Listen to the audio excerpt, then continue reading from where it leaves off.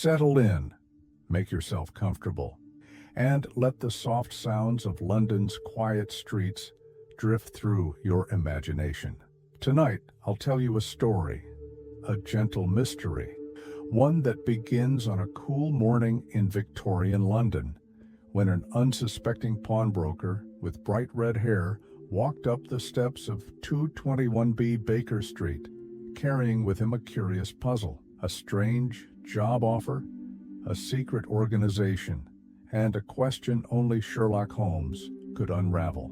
Close your eyes, breathe deeply, and let the mystery unfold, at a pace slow enough to calm your mind, but intriguing enough to hold your attention, right till the very last clue is revealed. The late afternoon in London had a certain quiet charm that the streets outside Baker Street carried a soft murmur of life. The clatter of carriage wheels on cobblestones drifted in from the distance, blending with the occasional clip-clop of horses' hooves and the indistinct voices of pedestrians moving along the sidewalks. The air held a coolness that hinted at the approaching evening, but it wasn't cold enough to discomfort. A light breeze stirred the curtains at the edges of the windowsill, making the room inside 221B Baker Street feel like a small, still island amid the slow-motion rhythm of the city out. Inside the sitting room, the atmosphere was comfortably familiar. The faint smell of pipe tobacco lingered in the air, mingling with the subtle traces of polished wood, and the fireplace had been recently lit, and a gentle warmth spread throughout. The flickering glow from the flames reflected softly off the dark wood paneling, adding depth to the shadows that settled in the corners of the room. Dr. John Watson sat near the window, with a newspaper resting open on his lap. His gaze drifted across the columns, though he wasn't truly reading. The gentle crackle from the hearth and the slow ticking of the mantel clock filled the room with a kind of lulling peace. The late afternoon sun slanted in through the window, casting a warm golden light over the scattered books and papers that lay on the table and the surrounding shelves. In his usual chair, Sherlock Holmes sat with a stillness that Watson had come to recognize over the years. His long, lean figure stretched comfortably, though his sharp gray eyes stared upward with focused vacancy, as if fixed on some invisible point above. Holmes had not spoken for nearly an hour. His pipe rested in one hand, unlit, and his mind appeared fully occupied with one of his private threads of thought. Watson, used to these quiet spells, respected the silence. Just as the clock struck 4, the faint sound of footsteps echoed from the staircase. The steps were slow and deliberate, the kind of footsteps belonging to a man of solid build, perhaps hesitating with each step as he approached the door. There was a brief pause outside the apartment, followed by a gentle knock on the door below. The voice of Mrs. Hudson rose faintly through the floorboards, informing them that a gentleman had come to see Mr. Holmes. Holmes did not move his gaze from the ceiling, but answered in a tone both calm and expectant, telling her to show the visitor in. Moments later, the door to the sitting room opened, and a figure appeared in the doorway. The man who entered was unmistakable at first glance. Of medium height, broadly built, he wore a somewhat worn brown suit that had seen better days, though it had been carefully. His face was full and round, with ruddy cheeks that suggested he spent much of his time indoors rather than in the fresh. Yet the most striking feature was the vibrant red hair that crowned his head, thick and rich in color, glowing almost copper-like in the soft afternoon light. The man clutched a small, somewhat battered bowler hat in both hands. His fingers fidgeted with the brim in a nervous, unconscious manner, twisting and pressing, as though the hat provided some small measure of comfort. His eyes moved restlessly across the room, taking in the crowded shelves, the stacks of newspapers, the chemical apparatus by the window, and finally settling on Holmes, then on Watson. and then quickly back to Holmes gestured slowly toward the chair nearest the hearth, inviting the man to sit. The gesture was subtle but carried the gentle authority that Holmes often projected. The man gave a brief nod, moved across the room, and settled into the chair with a small sigh of relief. Despite his size, there was something hesitant, as though he was not used to or to the idea of seeking help. For a brief moment, there was only the crackling of the fire and the distant sounds of London life. Holmes waited patiently, allowing the man a few seconds to compose himself. Then, in that calm, level voice that always seemed to cut through hesitation, Holmes spoke. "My name is Sherlock. This is my friend and associate, Dr. Please, sir, take your time and tell us in your own words what brings you here today." Nodded again and offered a small, almost embarrassed. His voice, when it came, was low but carried a natural warmth.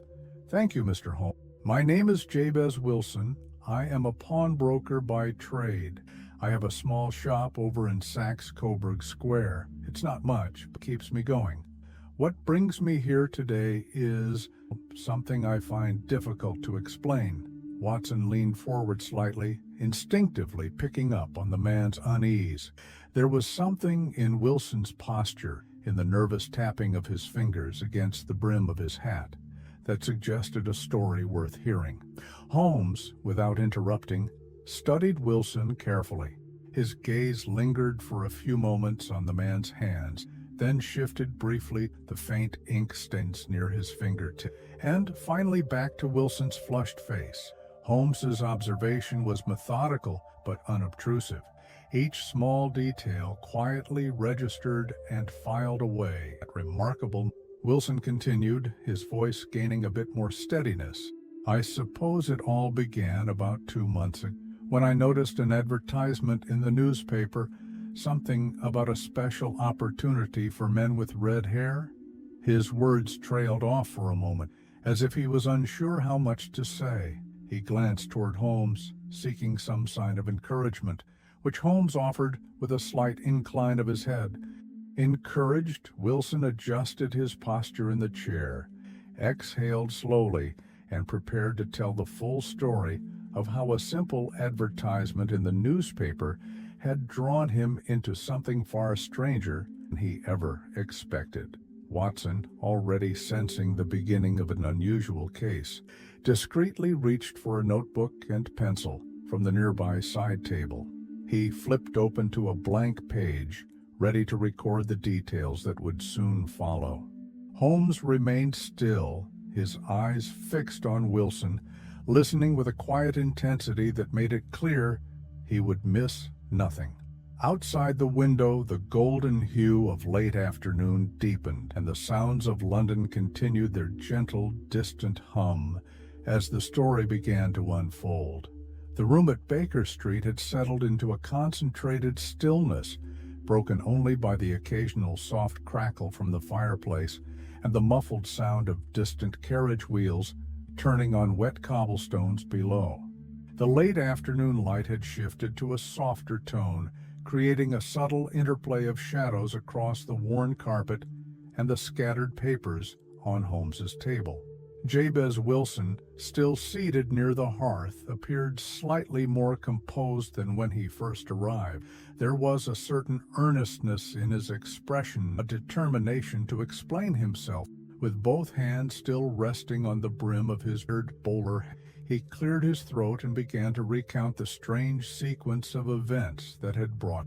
It all started about 8 weeks ago, when my assistant, Vincent Spaulding, pointed out something peculiar in the morning news. Wilson's voice had taken on a slightly narrative tone, as though speaking to old friends around a fireside.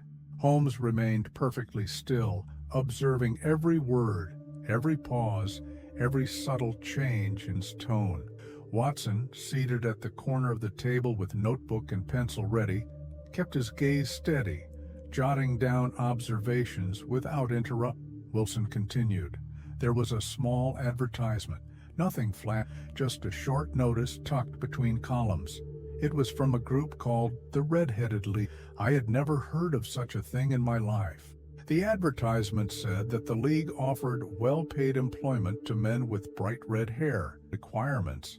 He paused for a brief second, glancing at Holmes as though expecting some reaction, but Holmes offered none, simply motioning for Wilson.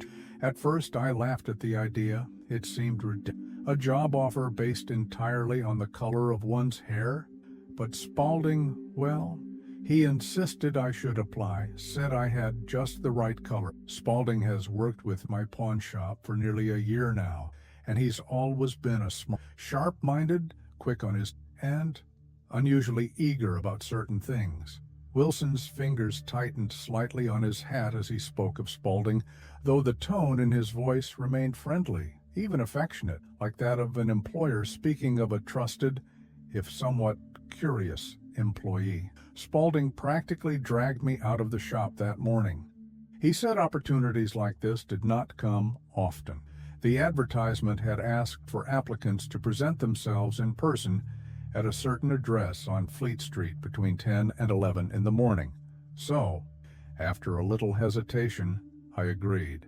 Wilson paused, briefly collecting his thoughts. When we arrived, Mr. Holmes, I was quite surprised. There was a queue. Dozens of men, all with red hair, standing in line outside the building. Some had bright ginger, others more auburn, and a few, well, their hair looked dyed, to be honest. But there they were, standing patiently, some chatting, some laughing, others just staring straight ahead. Watson, seated nearby, could not help but imagine the scene. A long line of red-haired men stretching down Fleet Street must have been a curious sight indeed. Wilson leaned forward slightly as he continued. The office itself was up a narrow staircase above a small printing business. The room was small, plain, with a desk, 2 chairs, and shelves filled with. Behind the desk sat a man named Duncan Ross. He too had red, though his was even brighter than mine, almost an unnatural shade of flame red. Holmes' expression remained neutral, his gaze sharpened just slightly at Duncan Ross. Ross seemed pleasant and a bit formal. He asked me a few questions: where I was born, I had ever lived out, if I was married, odd little things like. Then he took one long look at my hair under the light from the window. After a moment he smiled and congratulated me, said I had the perfect shade, and the position was mine. Wilson's brow furrowed slightly as he recalled the moment. I was rather taken aback, Mr. Holmes.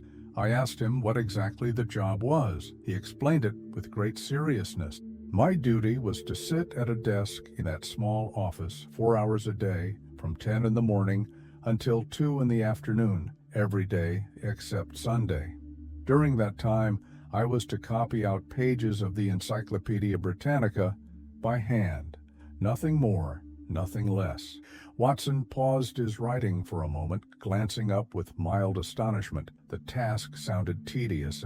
Wilson gave a faint, self-conscious chuckle. It seemed peculiar, I will admit, but the pay was good. £4 a week, more than I earned at my shop most weeks. Duncan Ross emphasized that under no circumstances should I leave the office during those. I was to remain there, focused on my work, no matter what. Holmes remained motionless, his long fingers steepled in front of him as he listened. And so I did, continued Wilson, with a slight shrug of his shoulders. For nearly 8 weeks I sat at that desk and copied page after page. I was supplied with pen, ink, and paper. Every day I returned promptly and sat until 2, then went back to my. Spaulding watched the shop while I was gone. I trusted him. He is reliable. Wilson let out a small, resigned sigh before adding, then, quite without warning, it all ended. I arrived one morning to find the door locked. A square piece of paper had been nailed to the door. It said simply that the Red-Headed League had been dissolved. Holmes's gaze intensified just a fraction, though he still said nothing. I was confused, stood there staring at the notice like a fool. There was no explanation, no contact address, Nothing. I went back downstairs to the printing business, but they knew nothing about it. Said the office upstairs had only been rented for a short time and had been vacated overnight. Wilson's voice dropped slightly in pitch, tinged now with frustration. And so, Mr. Holmes, here I am. I come to you with this strange business. I don't like being made a fool of, and more than that, I cannot help but wonder why anyone would go to such trouble to pay me for sitting in an office doing pointless work for only to vanish without a trace. Holmes, still as a statue, lowered his hand slightly and turned his gaze fully onto Wilson. There was a pause. The room held its breath. Finally, Holmes spoke, the slow drawing of a curtain. You have done well to come to me. There is more to this than meets the eye, far more. Watson, feeling the subtle shift in Holmes's tone, placed his pencil down on the table. He too could sense it. The puzzle had begun to take form. Holmes rose slowly from his chair, stepped over to the fireplace, and stood there for a moment, lost in. The fire crackled quietly at his feet as he pieced together, in that remarkable mind of his, the first elements of what promised to be an unusual and intriguing case. And so, in the growing twilight of Baker Street, with the faint scent of wood smoke in the air and the deepening sound of evening London outside the window, the mystery of the Red-Headed League truly the room had grown noticeably darker since Mr. Wilson began his strange tale. The sunlight that had once bathed the edges of the carpet had fully retreated, leaving only the flickering fire and the soft amber glow of a gas lamp on the far wall to cast light across the room. Yet neither Holmes nor Watson had noticed the change in lighting. Both were far too absorbed in the unfolding mystery. Jabez Wilson shifted slightly in his chair, leaning forward now as though eager to unburden himself of the rest of the strange circumstances that had occupied his life for the past 2 months. His thick fingers moved absently over the brim of his bowler hat, as though some small part of him still sought reassurance in its worn fabric. After I was offered the position, Mr. Holmes, Duncan Ross, gave me very clear instructions about my duties. Wilson paused for a breath, glancing down at the floor as if visualizing the small office space where he had spent so many recent hours. I was to arrive at precisely 10 o'clock every morning, Monday through Saturday, not a minute late. Once inside, I was to sit at the large oak desk near the window. My task was simple, or so it seemed at first. Each day there would be a fresh stack of blank paper waiting for me, along with a volume of the Encyclopedia Britannica. Watson sat back in his chair, pen resting idly between his fingers now, listening with growing curiosity. Wilson continued, "My assignment was to copy the contents of the encyclopedia, word for word, as neatly and accurately as possible. I was to continue doing so without pause until the clock struck 2 in the afternoon. Only then was I permitted to leave the..." Holmes remained silent, but his eyes never left, absorbing every small detail. At first, I assumed there was some educational purpose behind it, perhaps a charitable project to make knowledge more accessible, or maybe someone was compiling handwritten copies for private use. But after the first week, the monotony began to wear on me, page after page, letter after letter. It was tiresome, but I told myself the pay was worth the inconvenience. Wilson's voice softened slightly as he recalled those long mornings. The room itself was plain and undecorated. The only window faced a brick wall across a narrow alley, allowing very little natural light. There was a single shelf with a few old books, none of them particularly interesting. A coat rack stood near the door, but it was rarely used. Duncan Ross would occasionally stop in for a few minutes at the beginning of the day, offering a quick word of encouragement before leaving again. Holmes, who had remained still for much of the conversation, now reached for his pipe, filling it slowly but refraining from lighting it. "And there were strict rules, Mr. Holmes," Wilson continued, shifting in his seat. Duncan Ross made it perfectly clear that I was not to leave the room under any circumstance during those working hours. No breaks for tea, no stepping out for air, not even to stretch my legs in the hallway. If I had to use the restroom, I was to do so before arriving in the morning or wait until after 2 o'clock.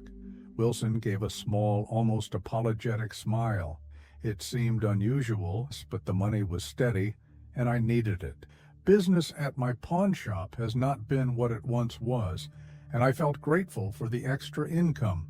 Watson scribbled a few lines in his notebook, then paused to look at Wilson, and this continued without interruption every day. Watson's voice was calm but carried a hint of disbelief. Every single day, Mr. Watson, for nearly 8 weeks. I copied volumes on history, science, literature, even the more obscure entries about minerals and animal species. I did my work as instructed and collected my wages each Saturday without fail.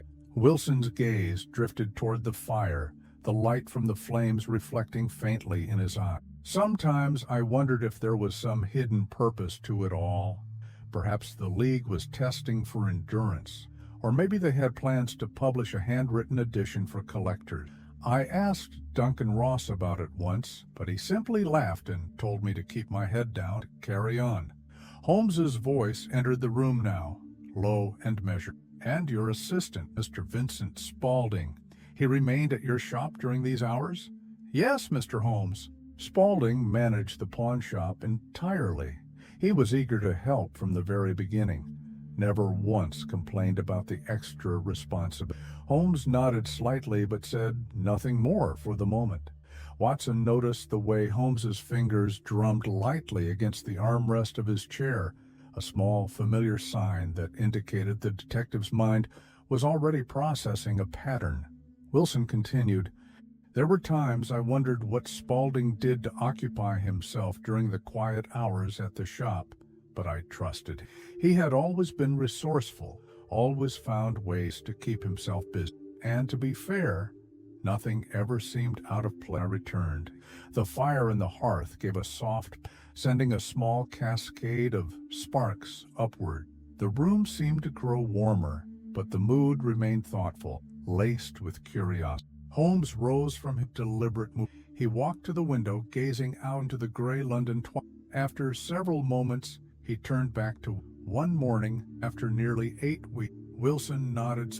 One day, the door was locked, the notice pinned. I waited for several days, thinking perhaps it was a temporary closure, but none returned. I even checked the local business registry to find Duncan Ross, but there was no record of him. Holmes stood in the center of the room now, arms crossed loosely, his gaze distant but intense. "And you never saw Duncan Ross again?" "Never, Mr. Holmes." Not a word, not a letter, nothing.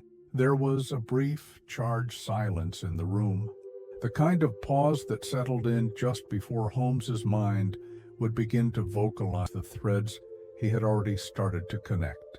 Watson closed his notebook slowly, sensing that the case was about to take a more intriguing turn. Holmes finally spoke again, his voice soft, but with a weight. "Thank you, Mr. Your story is most illuminating." Outside the window, the London dusk had deepened, and a light fog was beginning to settle over the rooftop. Somewhere in the distance, the bell of St. Marylebone Church began to chime the hour, marking the close of another day. But within the walls of 221B Baker Street, the first threads of the mystery were only just beginning to unravel. Night had fully settled over London by the time the conversation at 221B Baker Street resumed. The lamplight now carried the full responsibility of illuminating the sitting room. It cast soft pools of gold across and threw faint, distorted shadows of Holmes and Watson on the far wall. The air had grown cooler, and a slight draft stirred the curtains near the window, though neither man. Their focus remained entirely on Jabez Wilson, the strange tale still unfolding. Holmes, now standing near the fire with one hand resting thoughtfully against the mantel, allowed a brief pause before speaking again. His voice, when it finally emerged, was calm and deliberate, as though each word had been weighed carefully before being released. "Mr. Wilson, this advertisement you mentioned, the one that brought the Red-Headed League to your attention, you said it was your assistant, Vincent Spaulding, who pointed it out to you?" Wilson, still seated with his hat clenched between his hands, nodded earnestly. "Yes, Mr. Holmes, it was Spaulding who first noticed it. That morning was like any other. I had just settled behind the counter in my shop when he walked in from the back room holding the newspaper, looking unusually pleased with himself." Holmes raised an eyebrow, allowed Wilson to continue without interruption. "Spaulding has always taken an interest in odd things, Mr. Always reading, always watching. He came in waving the paper in his hand, saying he had found something perfect for me. Said it was an opportunity I could not afford to miss." Wilson gave a soft, rueful chuckle, shaking his head at the memory. "I remember thinking he was joking at first. Who ever heard of a job that paid £4 a week just for having red hair? But Spaulding insisted, said the advertisement was clear and that it might be worth my time." Watson, seated nearby, lifted his gaze from his closed notebook, observing Wilson with renewed curiosity. Holmes, with his back still half turned toward the fireplace, spoke again. "Did Spaulding accompany you when you went to apply?" "Yes." Wilson's voice grew more animated, as though replaying the events in his mind with vivid clarity. "In fact, he insisted on coming along, said it was important to have someone there to vouch. He even locked up the shop for the morning. I remember how eager he was, almost too eager, now that I think about it." Holmes turned slightly, giving Wilson a measured glance. "Tell me, Mr. Wilson, how would you describe Mr. Spaulding? His appearance, his habits?" Wilson scratched the back of his head, considering the question. "Well, he's a small man, not more than 5'5", I'd say. Compact build, sharp features. His clothes are always neat, though not fancy. There's a bit of ink stain on his fingers most days, and he has a habit of disappearing to the cellar now and then. Said he was developing photographs down, something about experimenting with new techniques." Holmes's gaze darkened for just a fraction of a second, though his expression remained otherwise unreadable. "And what about his character?" Wilson shrugged slightly. "Hard-working, no doubt about that. Clever, too. Perhaps a bit too clever for his station. Never disrespectful. Always punctual, always diligent. Keeps to himself for the most part, but friendly enough when he speaks." Watson, still silent, glanced at Holmes, who gave the faintest nod, as though already storing away each detail. Wilson shifted again in his seat. "When we arrived at the address listed in the advertisement, there was already quite a crowd. As I mentioned earlier, the line stretched along Fleet Street. Men of every description, but all with one thing in common, their red hair. It was almost comical to see so many gathered for such a peculiar reason." Holmes allowed a small smile at this image, but said nothing. "Spaulding stood with me the entire time, stayed by my side as we waited our turn. When we finally reached the front of the line and met Mr. Duncan Ross, Spaulding spoke highly of me, saying I was the most honest and dedicated man he knew, and that my hair was, in his words, a perfect specimen." Wilson paused, shaking his head, this time with a faint smile that barely concealed a lingering confusion. Looking back, it almost felt like Spaulding wanted to make absolutely certain I got the position. He seemed more invested in the outcome than even I was. Holmes's tone dropped lower now, as though speaking more to himself than to anyone else in the room. "Interesting, most interesting." Wilson blinked, surprised by the comment, but Holmes made no further clarification. Instead, the detective moved slowly toward the window, parting the curtain just enough to gaze down at the quiet street below. The gas lamps along Baker Street flickered in the mist, their light haloed by the moisture in the air. After a prolonged silence, Holmes turned back to Wilson, his manner once again composed and professional. "Thank you, Mr. Wilson. The details you've provided are most helpful." Wilson shifted, glancing between Holmes and Watson with a flicker of hope in his eyes. "So you think you can make sense of all this? I mean, do you believe there's some explanation for what happened?" Holmes offered a faint, almost enigmatic smile. "There is always an explanation. The task now to uncover it." Wilson nodded slowly, visibly relieved to place the puzzle in the hands of someone far more capable than himself. Holmes stepped away from the window, moving toward his desk, where a map of London rested among his scattered papers. He studied it in silence, tracing a line with his fingertip as though already plotting the next steps. Watson remained seated, glancing at his closed notebook, already aware that this case was moving toward something more complex than any of them could yet fully grasp. The room fell quiet again, the only sound the soft tick of the mantel clock, counting down the minutes to whatever revelation would come next. And so, as the fog thickened outside and the gas lamps burned steadily in the darkness, the strange case of the Red-Headed League moved steadily forward, drawing Holmes deeper into its curious web. The next morning arrived with a pale, diffused light that filtered weakly through the lingering London fog. The streets remained slick from the overnight damp, and the air carried that familiar chill which seemed to cling to every surface. Baker Street stirred slowly to life with the sound of milk deliveries and the first carriages rolling by, their iron wheels grinding softly against the wet cobblestones. Inside 221B, the smell of fresh coffee mingled faintly with that of wood smoke and pipe tobacco. Dr. Watson sat near the hearth, carefully reviewing his notes from the day before. The details of Mr. Wilson's account remained vivid in his mind. The odd advertisement, the peculiar job duties, and, perhaps most striking of all, the persistent involvement of Vincent Spaulding. Holmes stood near the window, gazing out with that same detached yet sharply observant manner that Watson had come to recognize. His dressing gown hung loosely from his lean frame, and his pipe sat forgotten on the windowsill beside him. For several minutes, neither man spoke. Without turning, Holmes finally broke the silence. "There is something distinctly unnatural about Mr. Spaulding's enthusiasm for securing Mr. Wilson's employment. His insistence on accompanying Wilson to Fleet Street, his willingness to shoulder the full responsibility of the shop, all point to a deeper motive. People rarely act with such selflessness unless they stand to gain something." Watson nodded, already sensing the same undercurrent. The name Vincent Spaulding had surfaced again and again in Mr. Wilson's story, always woven into key moments. Holmes stepped away from the window and crossed to the corner of the room where a large city directory rested atop a low cabinet. He flipped through the pages with practiced efficiency, searching for any reference that might connect the name to known persons of interest.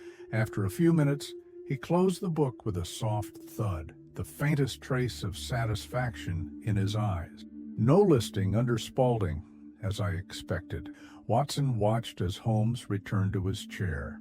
Later that morning, as Holmes and Watson prepared for their day, Holmes dictated a brief note to Scotland Yard, requesting any available information on local criminals known for using aliases and frequenting the areas around Saxe-Coburg Square. The note was delivered by a boy from the nearby post office with instructions for urgent reply. By early afternoon, Holmes declared that it was time for a visit to Mr. Wilson's pawn shop. He dressed with his usual economy of movement, simple dark coat, gloves, and hat, blending in easily with the city's working population. Watson followed suit, pocketing his notebook and joining Holmes on the street. The walk from Baker Street to Saxe-Coburg Square was neither long nor difficult, but the change in neighborhood was immediately noticeable. As they turned onto the narrow lane leading to the square, the atmosphere grew denser, the air tinged with the faint metallic scent of damp stone and coal smoke. The buildings here stood shoulder to shoulder, their brick facades darkened by years of soot and weather. The pawn shop itself sat at the corner of the square, a modest storefront with narrow windows filled with a haphazard assortment of items. Musical instruments, worn silverware, tarnished jewelry, and dusty books crowded the small display space behind the glass. A wooden sign, faded from years of exposure, hung above the entrance. Holmes paused briefly outside, surveying the shopfront with quiet intensity.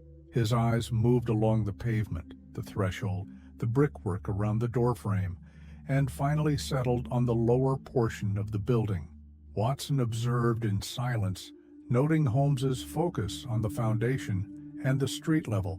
After a moment, Holmes pushed open the door. A small bell rang overhead as they entered. Inside, the shop smelled of old leather, iron, and dust. The counters were cluttered, but orderly, each surface holding an assortment of small valuables and curiosity. The air felt close, as if years of forgotten conversations lingered just out of reach. Behind the counter stood a man, short, with sharp features and neatly combed dark hair. His clothes, though simple, were immaculately clean. The moment Holmes's eyes settled on him, Watson sensed the detective's attention heighten. There was something about the man's posture, the quick, calculating glance he gave the two visitors, and the slight but unmistakable smudge of dirt on his trouser knees. "Good afternoon, gentlemen," the light nod. "Can I help you with anything?" Looking for particular, his voice was smooth, practiced, a salesman's tone, yet with a certain coolness. Holmes stepped forward, adopting an easy, almost casual manner. "Indeed, we are interested in photography. I understand you've developed quite a skill in that area." The man behind the counter smiled modestly. Just a hobby, really. I set up a little darkroom down in the cellar. Not much to speak of, but it keeps me." Holmes nodded with a pleasant air. "I've been considering a small investment in photographic materials myself. Perhaps you might offer some advice." With that, Holmes began to engage Spaulding, if that was indeed his name, in a light conversation about lenses, chemicals, and exposure time. Watson watched closely, noting the slight but undeniable tension in Spaulding's replies. He answered every question with care, but there was something forced about the casual tone he maintained. Throughout the exchange, Holmes allowed his gaze to wander naturally around the shop, observing every detail: the layout of the counters, the placement of the furniture, the wear pattern on the floorboards near the rear door, and most notably the door to the cellar, half concealed behind a After several minutes, Holmes thanked Spaulding for his time, complimented his knowledge of photography, and made a polite excuse to leave. As Holmes and Watson stepped back onto the pavement, Watson could feel Holmes's mind already racing several steps ahead. Holmes paused at the edge of the square, glancing back at the shop, then at the buildings nearby, and finally at the street that ran behind the pawn shop. Without breaking stride, Holmes murmured just loudly enough for Watson to hear, "The knees, Watson, always the knees." Watson frowned slightly in confusion. Dirty knees on a man who works behind a counter. Curious, is it not? Holmes offered no further explanation as they walked on, but Watson knew better than to press for answers just yet. The pieces were moving into place, slowly but with deliberate intent. And somewhere beneath the modest floors of that small pawnshop, something far more elaborate was unfolding. The next morning, the streets of London remained heavy with a lingering mist, giving the city a pale, dreamlike appearance. The gas lamps, still burning faintly from the night before, cast soft halos through the fog. Somewhere in the distance, the slow chime of church bells marked the passing hour, blending with the low rumble of wheels on wet cobblestone. Inside 221B Baker Street, Holmes sat at his desk, sifting through a small stack of telegrams that had arrived overnight in response to his inquiries. Watson stood nearby, staring out the window with idle curiosity, as he watched a milk cart roll by, its driver wrapped tightly in a heavy coat against the morning. Holmes placed the telegrams aside without comment and returned his gaze to the open map of London. His long, slender fingers traced a slow, deliberate line between Saxe-Coburg Square and the neighboring streets beyond. Watson noticed the direction of Holmes's focus, but refrained from interrupting. Before Watson could break the silence, there was a sudden knock at the door. Holmes lifted his head slightly. "That will be Mr. Wilson, right on time." Mrs. Hudson's familiar voice rose from the stairwell, announcing their visitor, and moments later, Jabez Wilson. He removed his hat and stood awkwardly near the door, wearing an expression that hovered between irritation and Holmes greeted him with a slight nod and gestured for him. "Good morning, Mr. I trust you are well?" Wilson exhaled sharply as he lowered himself into the chair near the hearth. "Not quite, Mr. In fact, I am most certainly not well." Watson set aside his papers and gave Wilson his full attention. Holmes leaned forward slightly. "I take it." Wilson's face grew redder as he began. "Yesterday morning, I arrived at the office of the Red-Headed League just as I had done for nearly 2 months. Same time, same route, same expectation of another day spent copying the encyclopedia. But when I got there," Wilson's voice faltered, for frustration visible in the tense line of his jaw. The door was locked. A square of paper was nailed to it. Only a few words written, but they hit me like a punch to the gut. The League dissolved. Effective immediately. Holmes's eyes narrowed with interest. "Fair notice?" "None, Mr. Holmes. No warning, no explanation." I knocked, waited, walked downstairs to ask the printer if he knew anything. He simply shrugged and told me that the office had been vacated during the night. Said the man upstairs had left without paying a week's rent. Duncan Raw. "Have you seen him since?" Wilson shook his head. "I waited around Fleet Street for nearly an hour, hoping he might have, but nothing. No letters, no messages. The whole thing vanished overnight like smoke." Holmes rose from his chair and began pacing slowly near the window. "And what of missing?" Holmes asked, turning just enough to catch Wilson's. "Still at the shop as usual." Wilson shrugged, the irritation in his tone rising again, acting as though nothing's changed at all. I told him what had happened, surprised him. Said it was a shame I'd lost the extra income, but otherwise went back to sorting through a box of second-hand watches as if none of it mattered. Holmes paused near the mantel, letting the weight of Wilson's words settle in the room. Watson leaned forward. "Did you notice anything unusual in the shop? Anything different?" Wilson shook his head. "No more than you." Spaulding kept the place tidy. The customers came and went. Everything seemed. Holmes returned to his desk and opened a small notebook, jotting down a few brief observations. "And how have you spent your time since the League's sudden closure?" Holmes asked without looking up. "I've been back at the shop full-time, naturally," Wilson answered, shifting in his seat. "Business hasn't improved, but I need the work." Holmes closed his notebook gently and regarded Wilson with a thoughtful expression. "Thank you, Mr. Wilson. I believe you've told me all I need to know for the moment." Wilson looked mildly disappointed, as though expecting a more immediate answer, but Holmes offered him a reassuring nod. "Leave it with me, Mr. Wilson. I will look further into the matter. You may depend on that." Relieved, Wilson replaced his hat and offered a grateful farewell before making his way. When the door closed behind him, Watson turned toward Holmes. "So, what do you make of it?" Holmes remained silent for a moment, then moved toward the window once more, staring out into the fog-thickened street below. "There is something deeply calculated at play here, Watson. A plan built with precision, executed under the most ordinary disguises." Watson stood. "And what will you do next?" Holmes smiled faintly, almost to himself. "We shall pay a visit to Saxe-Coburg Square." Outside, the fog continued to curl around the rooftops and lampposts, concealing the city's quiet secrets just a little longer. The afternoon light outside had turned dim and colorless, the fog thickening as it often did during London's colder months. The streets had become damp with condensation, and the air carried that unmistakable metallic taste of approaching evening. At 221B Baker Street, the mood within the sitting room had shifted.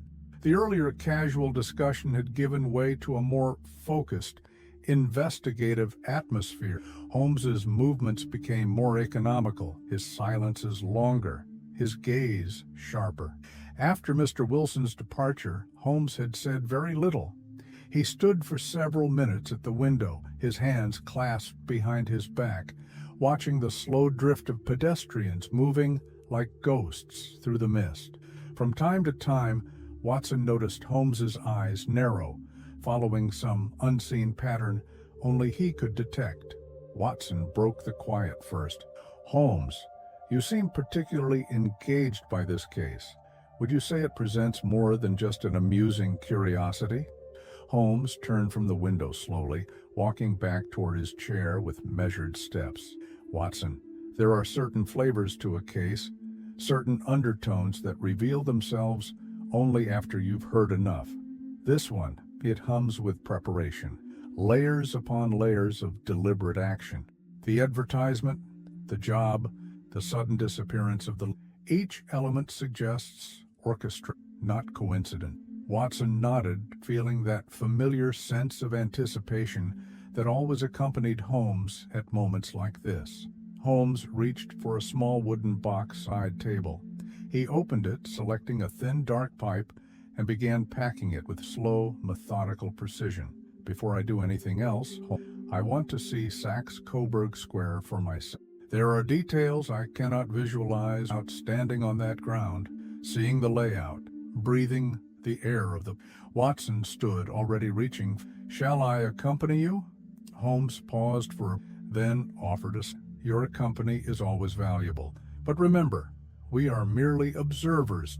No questions, no interference, just observation." Within a quarter of an hour, they were out on the street, walking with purposeful stride toward Saxe-Coburg Square. The fog pressed in close around them, and the lamplighters were already moving along the streets, lighting the early evening gas lamps one by one. Their flames flared briefly against the grayness, then settled into steady glows. As they turned the final corner leading to the square, Holmes slowed his pace. Watson followed suit, instinctively mirroring Holmes' observation. Saxe-Coburg Square revealed itself as a small enclosed block, hemmed in by buildings of modest construction. The houses stood in two long rows, facing one another across a cobbled courtyard. Most of the buildings housed small businesses at ground level, with living quarters above. The square was quiet. A few stray children played near the fountain at the center. A delivery boy pushed a cart toward a bakery at the far corner.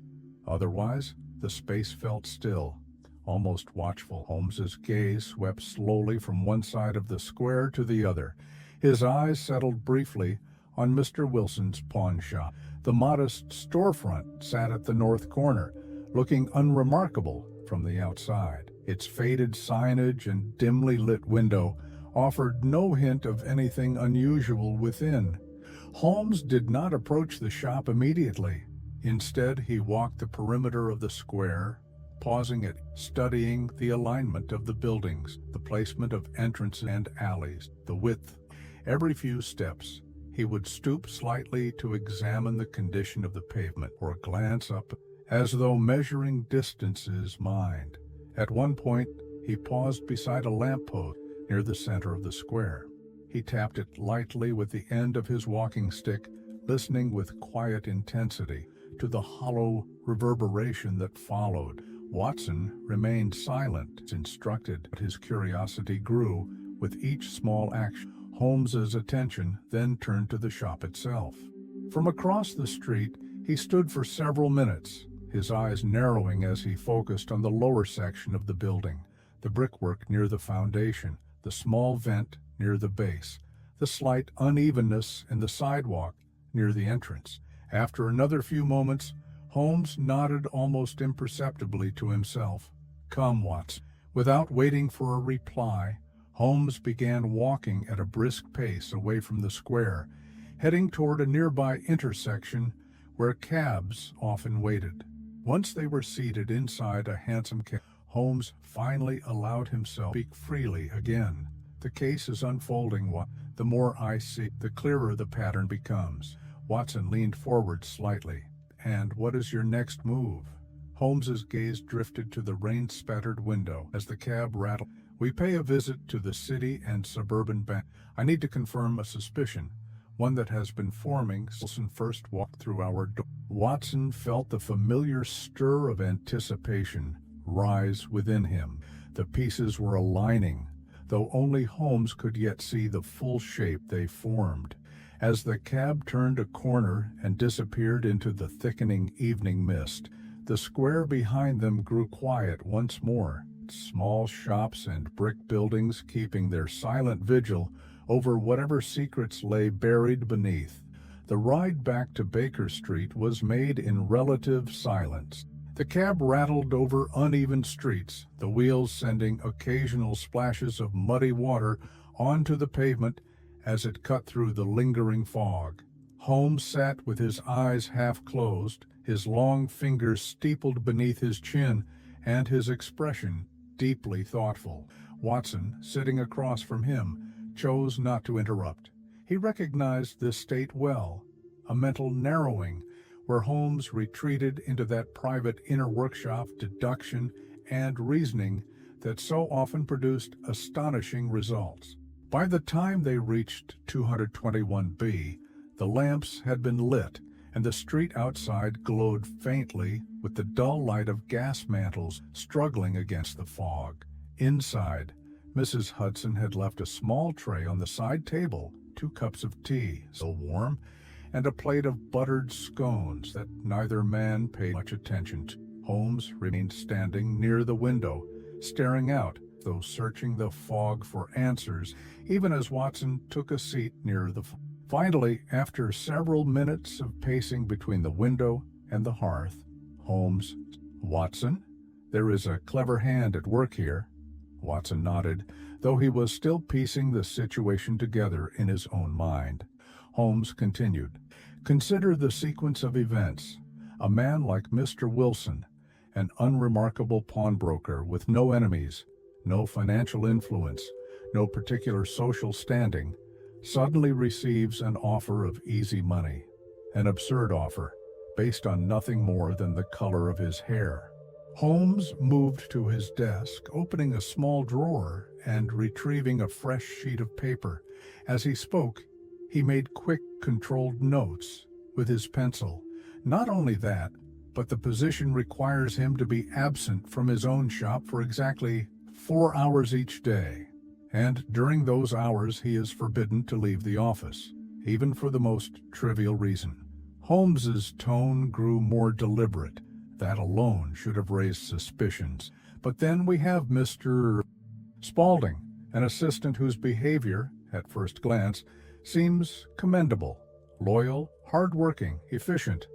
Yet, when examined more closely, curiously eager to place Wilson in that league office each morning, willing to manage the shop single-handedly for weeks. And why? What gain? Holmes paused for a moment, looking up from his notes. There is no altruism here, Watson. There is only calculation. Watson, seated near the fire, finally spoke. But Holmes, why such an elaborate deception? Why all this effort to remove Wilson from his shop? Would it not have been easier to wait for him to leave naturally during the course of business? Holmes smiled faintly, a trace of satisfaction flickering across his face. That, my dear Watson, is precisely what makes this case so interesting. It is not just about timing Wilson's absence. It is about controlling it, guaranteeing it, day after day, without fail, for a very specific block of hours. That level of precision suggests a plan that cannot tolerate unpredictability. Holmes rose and crossed to the mantelpiece, placing both hands on either side as he leaned forward slightly, staring into the fire. And consider Spaulding's stained knees.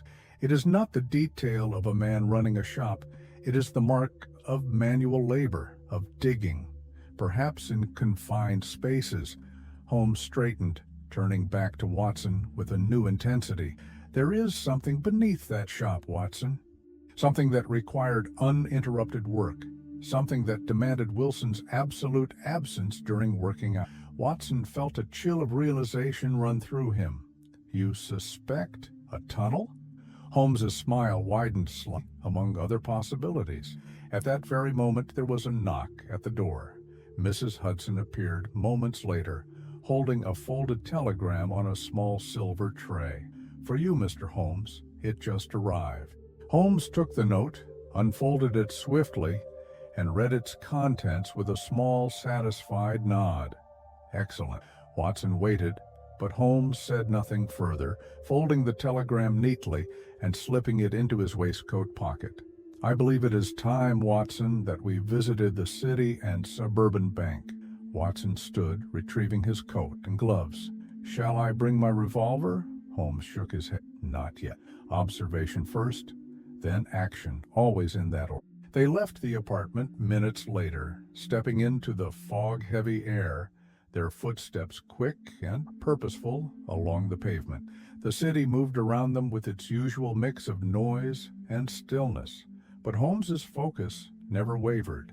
As they disappeared down the street toward their next destination, Watson could not help but feel that they were walking closer to the heart of something carefully concealed, something that had taken root beneath the ordinary surfaces of London life. The journey from Baker Street to the City and Suburban Bank was conducted mostly in silence. The cab they hailed moved swiftly through the thickening fog, its lanterns barely cutting through the dense gray air that clung heavily to every corner of the city. London at dusk had taken on that almost theatrical stillness where distant sounds carried strangely far and shadows seemed to hang longer at the edge of vision.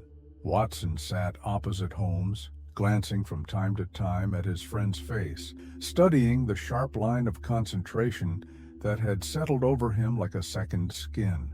Holmes's gaze remained distant, not fixed on any immediate object, but clearly following some invisible path of reasoning only he could see.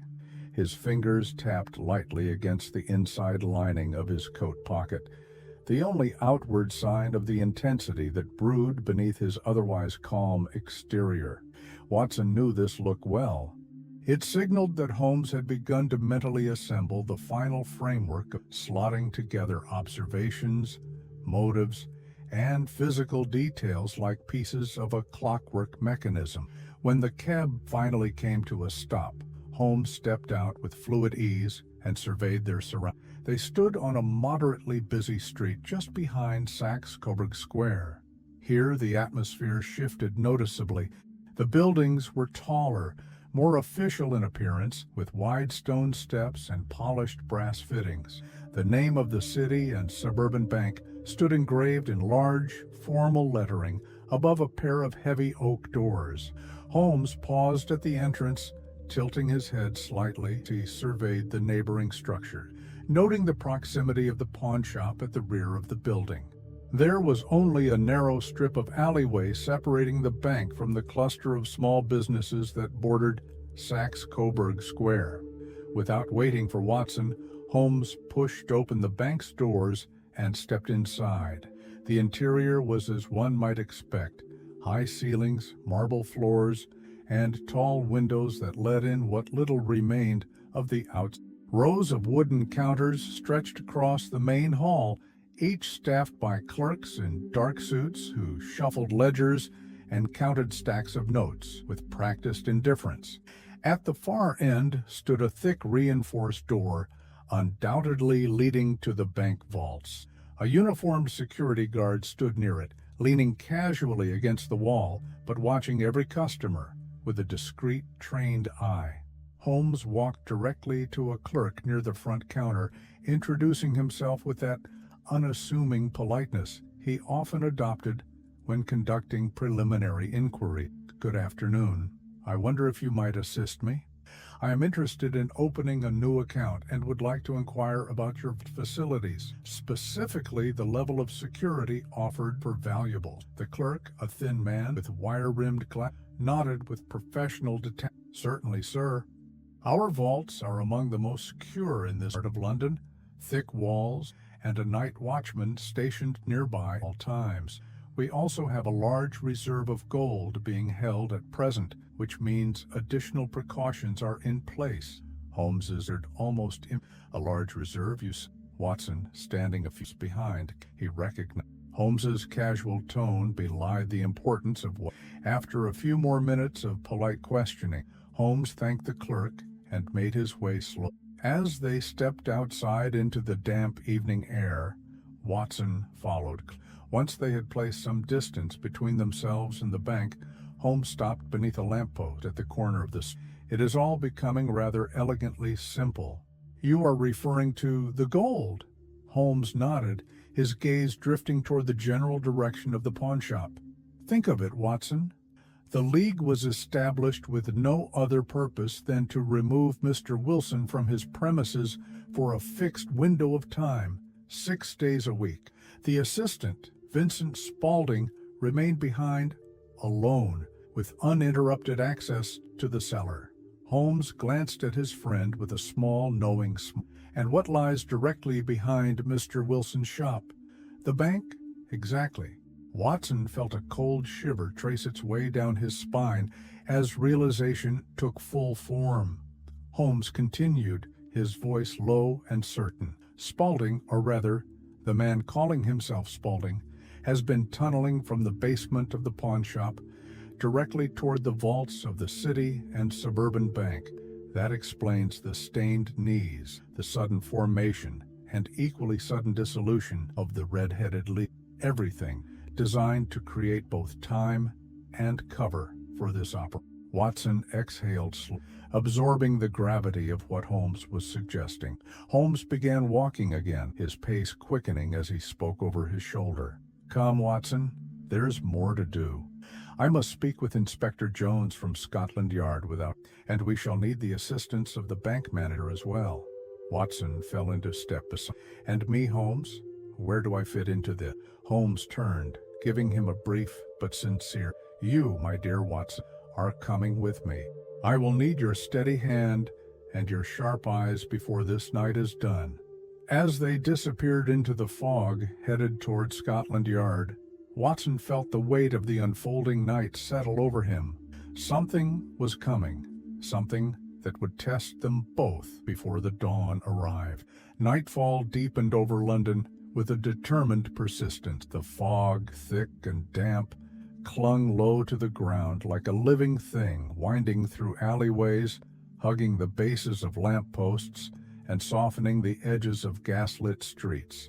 The city moved at half its usual pace as pedestrians quickened their steps and shopkeepers closed up earlier than usual, retreating indoors to escape the At 221B Baker Street, Holmes prepared with characteristic efficiency. He selected a dark overcoat, one of heavier wool, perfect for blending into the night streets. Over his arm he carried a small satchel that contained items he might need, a lantern, a length of cord, and a compact set of measuring, each chosen with deliberate care. Watson stood ready near the door, wrapping a scarf around his neck as Holmes extinguished their sitting room one by one. Tonight, Watson, we conduct a more intimate survey of Mr. Wilson's premises. Watson nodded, feeling the subtle quickening of his own pulse. The air outside the apartment seemed colder now as they descended the stairs and stepped out onto Baker Street. The hansom cab Holmes hailed carried them swiftly through the dark, mist-laden streets. As they passed beneath the faint glow of street lamps, Watson could not help but notice how Holmes's expression had changed over the past hour. There was no trace of distraction now. Every movement, every glance, every small adjustment of his gloves or coat collar signaled focus, calculation, and readiness for action.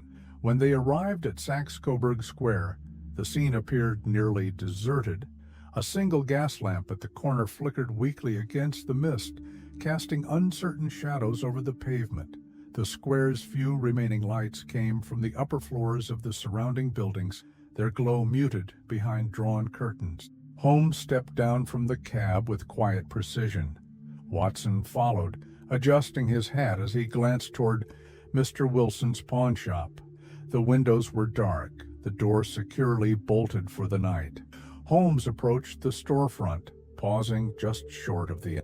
He examined the base of the building first, stooping slightly to inspect the brickwork with careful attention.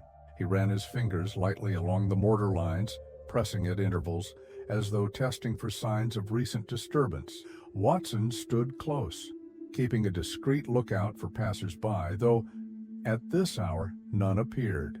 After a few moments, Holmes moved to the sidewalk directly in front of the producing a small metal rod from his satchel. He tapped along the edge of the pavement in short, measured strokes. At one particular point near the front step, Holmes paused. He tapped again. A faintly hollow note answered back from beneath the stone. "Interesting." Watson leaned closer.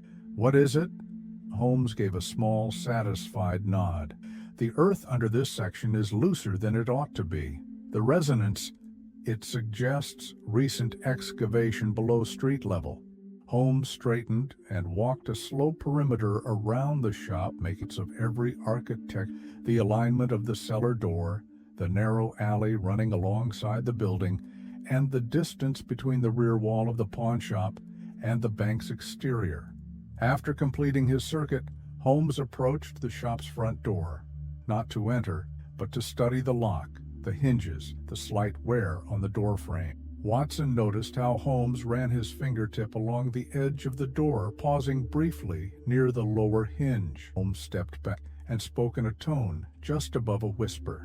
"We will not force entry tonight, Watson. This is a case where timing is everything. Premature action would serve only to alert those involved.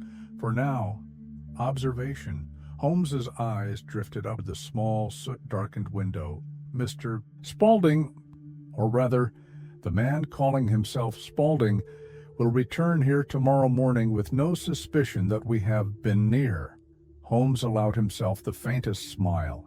"He has worked hard for weeks, Watson, dug through soil and brick, planned every hour with care, but he has overlooked the simplest truth." "And what is that?" Watson asked. Holmes turned toward him, voice low but resolute. "That no tunnel, no matter how carefully dug, can escape the eyes of a man who knows where to look." Holmes retrieved his pocket watch. "We must go now. Scotland Yard will expect us shortly, and will need the cooperation of the bank manager." Together they made their way back through the square, their footsteps echoing faintly on the wet pavement. As they climbed back into the cab, Watson cast one final glance over his shoulder toward the darkened beneath that modest roof and behind those locked doors, something clandestine was unfolding, something Holmes had now begun to uncover, layer by layer. The night deepened as they rode on, and the city, unaware of the events soon to come, settled into its uneasy sleep. The following morning arrived gray and reluctant, with thick clouds blanketing the London sky and holding back the sun as though the city itself wished to remain in shadow. A light drizzle had begun to fall, gathering on windowsill and dripping steadily from the edges of rooftops. The air carried that familiar mix of damp stone, coal smoke, and iron that seemed to saturate every breath taken in the heart of London. Inside 221B Baker Street, Holmes sat at his desk, sleeves rolled to the forearm, a fresh map of the immediate vicinity around Saxe-Coburg Square spread wide before him. The sheet had been carefully annotated with fine pencil lines over the past 2 hours. Every alley, every rear courtyard, every intersecting lane had been marked in Holmes's precise, slanted handwriting. Tiny notes lined the margins, distances between buildings, width measurements of streets, angles of approach, even notes on the likely composition of the soil beneath the pavement. Watson entered from the adjoining room, fastening the buttons of his coat as he crossed toward the fireplace. He paused briefly to glance over Holmes' shoulder at the map. "You've been at it since dawn, Holmes." Without looking up, Holmes gave a faint nod. "Details, Watson. In cases like this, the difference between failure and success often lies in inches or minutes, or the thickness of a brick wall." Holmes leaned back, exhaling slowly. His gaze drifted from the map to a small collection of tools resting nearby: a magnifying glass, a pocket compass, a short measuring tape, and a tuning fork which Holmes had already used earlier that morning to test floor vibrations in various parts of the apartment. At last Holmes rose and reached for his coat and walking stick. "Time for us to visit Saxe-Coburg Square once again. But this time, Watson, we won't limit ourselves to the shop. I want to understand the full anatomy of that square. Its arteries and blind corners, its cellars." And Watson retrieved his own coat and followed Holmes down the stairs, the familiar sound of their boots echoing against the stone steps of Baker Street. Outside, the drizzle had thickened just enough to warrant the use of an umbrella, which Holmes carried loosely in one hand. The cab ride was brief, made even more silent by the heavy air and the low murmur of distant street sound. As they approached Saxe-Coburg Square, Holmes signaled the driver to stop 2 blocks away, choosing instead to approach the location on foot. As they walked, Holmes slowed his pace deliberately, pausing often to glance toward the rooftops, down narrow service alleys, and at the drainage grates lining the. His eyes moved continuously, cataloging every shift in elevation, every irregularity in the pavement, every angle where an observer or a criminal might conceal themselves from view. Upon reaching the square, Holmes stopped at the northwest corner and turned slowly in place, taking in the full circumference of the block. Watson stood beside him, adjusting the brim of his hat against the drizzle. "What is it you're looking for?" Holmes did not answer immediately. His gaze had settled on the line of buildings directly behind the pawnshop. From this vantage point, the city and suburban bank's rear wall loomed larger, a solid mass of dark brick, broken only by 2 narrow barred windows high above. "Notice the proximity, Watson." Holmes spoke almost absently, as though his thoughts were halfway between observation and calculation. The distance from the back wall of Mr. Wilson's cellar to the outer wall of the bank, no more than 20 yards at most, perhaps less. Holmes began moving again, circling slowly along the pavement, testing the ground with the tip of his walking stick, listening with acute attention to the subtle echoes that came with each step. Occasionally, he would stop and knock gently on the flagstones or the wooden steps leading down to a nearby tradesman's entrance, noting the density of the returns. At one point, Holmes crouched near a ventilation shaft that opened close to the foundation of the pawnshop. "Fresh scuff marks here. Displaced earth." Watson bent to look.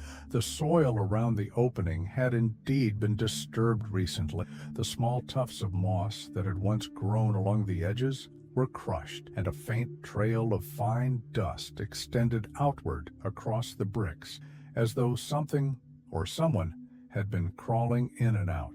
Holmes rose, dusting off his gloves. He turned toward the alley that ran between the pawnshop and the neighboring building.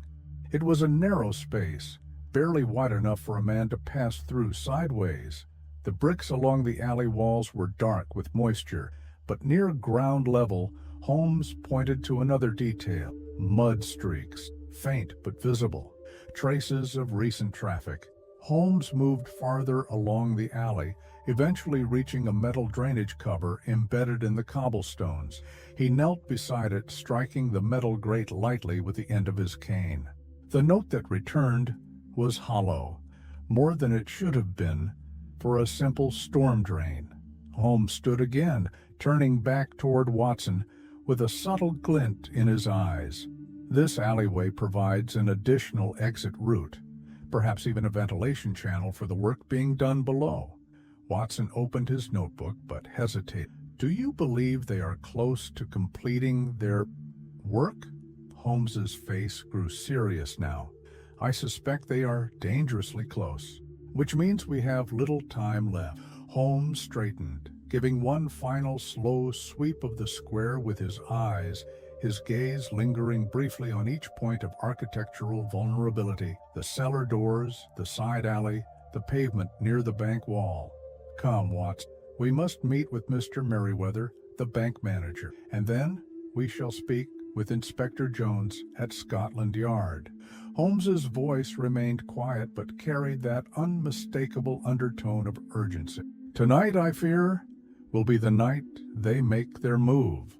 Watson followed at Holmes's side, fully aware that they were now stepping into the critical hours of the case, when preparation would soon give way to confrontation. As they left Saxe-Coburg Square behind them, the drizzle turned into a steady rain. The city's streets grew slick and shining under the lamplight, and far below those worn cobblestones, a tunnel, dug in secret for weeks, edged closer to its final destination.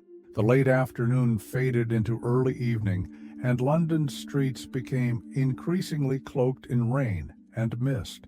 The gas lamps hissed faintly as they burned against the damp air, their glow refracting in the droplets that now coated every surface. Inside the hansom cab that carried Holmes and Watson toward their next destination, the atmosphere was dense with quiet calculation. Holmes sat with his legs crossed, one gloved hand resting lightly on his walking stick, while his gaze remained fixed on some invisible point far beyond the rain-streaked window.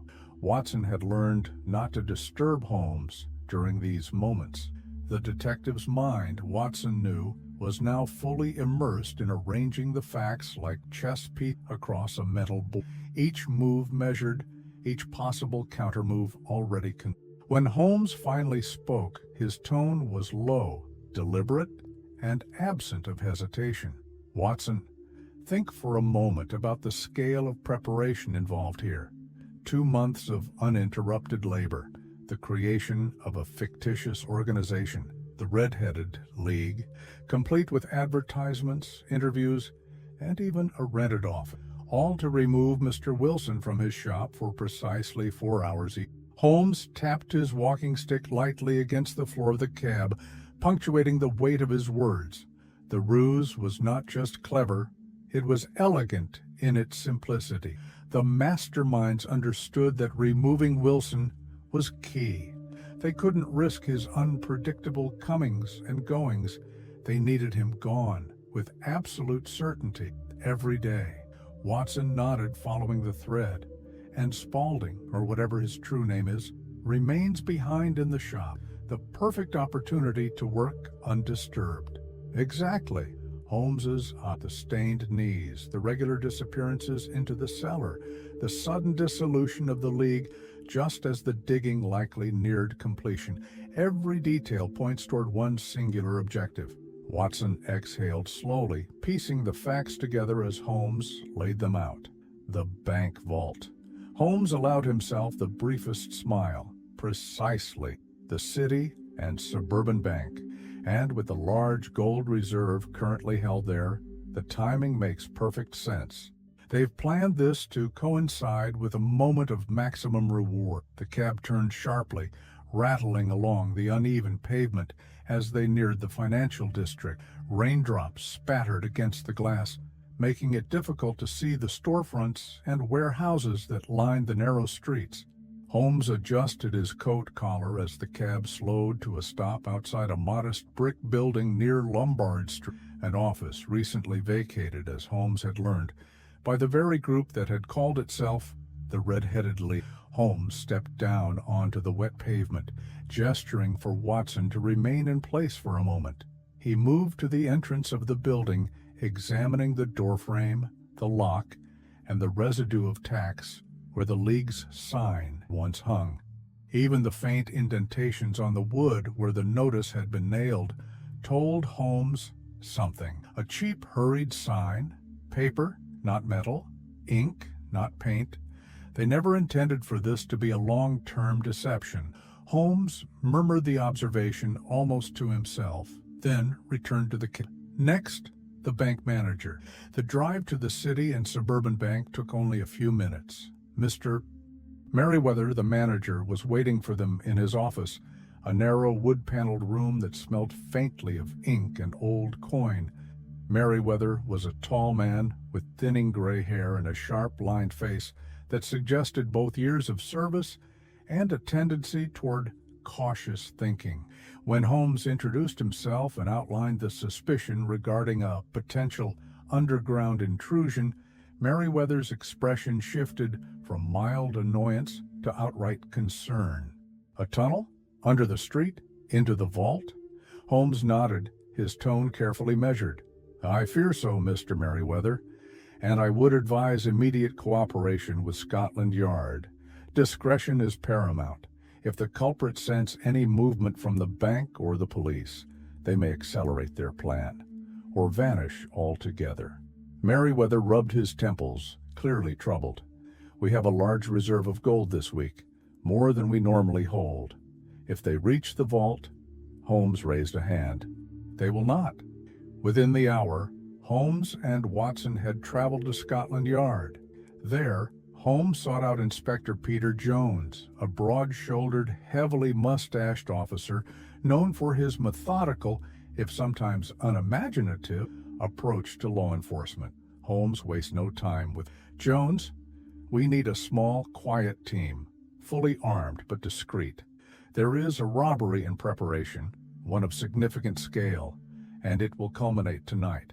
Jones frowned but said nothing in protest. His respect for Holmes's instinct, though often tested, had been earned over the years. By the time returned to Baker Street, the rain had lightened, but the fog had thickened even more. The city lay subdued, heavy with moisture and expectation. Back in their sitting room, Holmes lit his pipe and stood near the hearth, the smoke curling upward in lazy spirals. "Tonight will be a long one. Rest now, if you wish. We may have hours to wait, and when the time comes, we'll need to move quickly." Watson placed his coat over the chair and settled near the fire, too restless, but understanding the wisdom in Holmes's advice. As Holmes stood in the lamplight, his expression unreadable, Watson knew with certainty that they stood on the edge of a decisive moment, one where everything Holmes had observed, deduced, and anticipated would soon be put to the test. And somewhere beneath the wet cobblestones of Saxe-Coburg Square, the criminals worked, unaware that their time was running out. Night fell hard over London, spreading a thick veil of darkness across rooftops and narrow streets. The city's usual nighttime noises, distant carriage wheels, the sharp whistle of a constable, the low hum of late-night drinkers making their way home, seemed muffled beneath the weight of fog and rain that pressed close to the ground. Inside the City and Suburban Bank, deep within the bowels of the building where the air hung damp and cold, a small tense gathering had formed. The vault room, usually silent except for the quiet breathing of money itself, now held 5 men crouched among the iron shelving and heavy strong-boxes. Holmes stood nearest the thick steel door, positioned so that he could see both the far corner of the vault and the low arch in the floor where a small maintenance hatch gave access to the underground pipes running beneath the bank. A lantern had been brought, but Holmes ordered it extinguished. They waited now in near total darkness, with only the faintest glow leaking in from the narrow slit of a street-level grating far above their heads. Beside Holmes, Watson knelt behind a stack of crates, revolver at the ready but held steady against his knee. Inspector Jones of Scotland Yard crouched nearby with 2 plainclothes constables, both experienced but clearly unsettled by the unfamiliar feeling of lying in wait beneath a bank vault at such an hour. And there was Mr. Merriweather, the bank manager, looking thoroughly uncomfortable. Dressed in an evening suit far too fine for this sort of adventure, he shifted nervously, glancing toward Holmes with a mix of irritation and anxious hope. Holmes had given strict instructions earlier that night. The men were to remain absolutely silent. No sudden movements, no whispers, nothing that might alert the intruders who, Holmes predicted, would soon emerge from below. The air grew heavier with each passing minute. Watson's eyes adjusted slowly to the dark, but the stillness magnified every small sound. The rustle of fabric as Jones adjusted his coat, the subtle creak of floorboards overhead, the distant echo of a cart passing in the street beyond the bank. Holmes, despite the tension, appeared utterly calm. His breathing remained slow and measured, his hands resting lightly on the handle of his walking stick, though Watson knew the cane concealed a steel core that could be used with force if needed. Suddenly, Holmes lifted one hand in a slow, deliberate signal. Total stillness fell across the group. From somewhere beneath the floor, so faint at first that Watson wondered if he imagined it, came a sound, a soft rhythmic scraping, like metal against stone. Then a low thud, then silence again. The men exchanged tense glances, but none moved. Holmes's eyes never left the floor just beyond the maintenance hatch. The sound resumed, now accompanied by a more distinct vibration. Bits of dust and grit shifted near the edges of the stonework. Then, without further warning, a small section of the floor gave way with a muted crack. A square opening appeared where none had existed a moment before. Out of the darkness below, a figure emerged. The man moved with practiced efficiency, hoisting himself upward through the opening.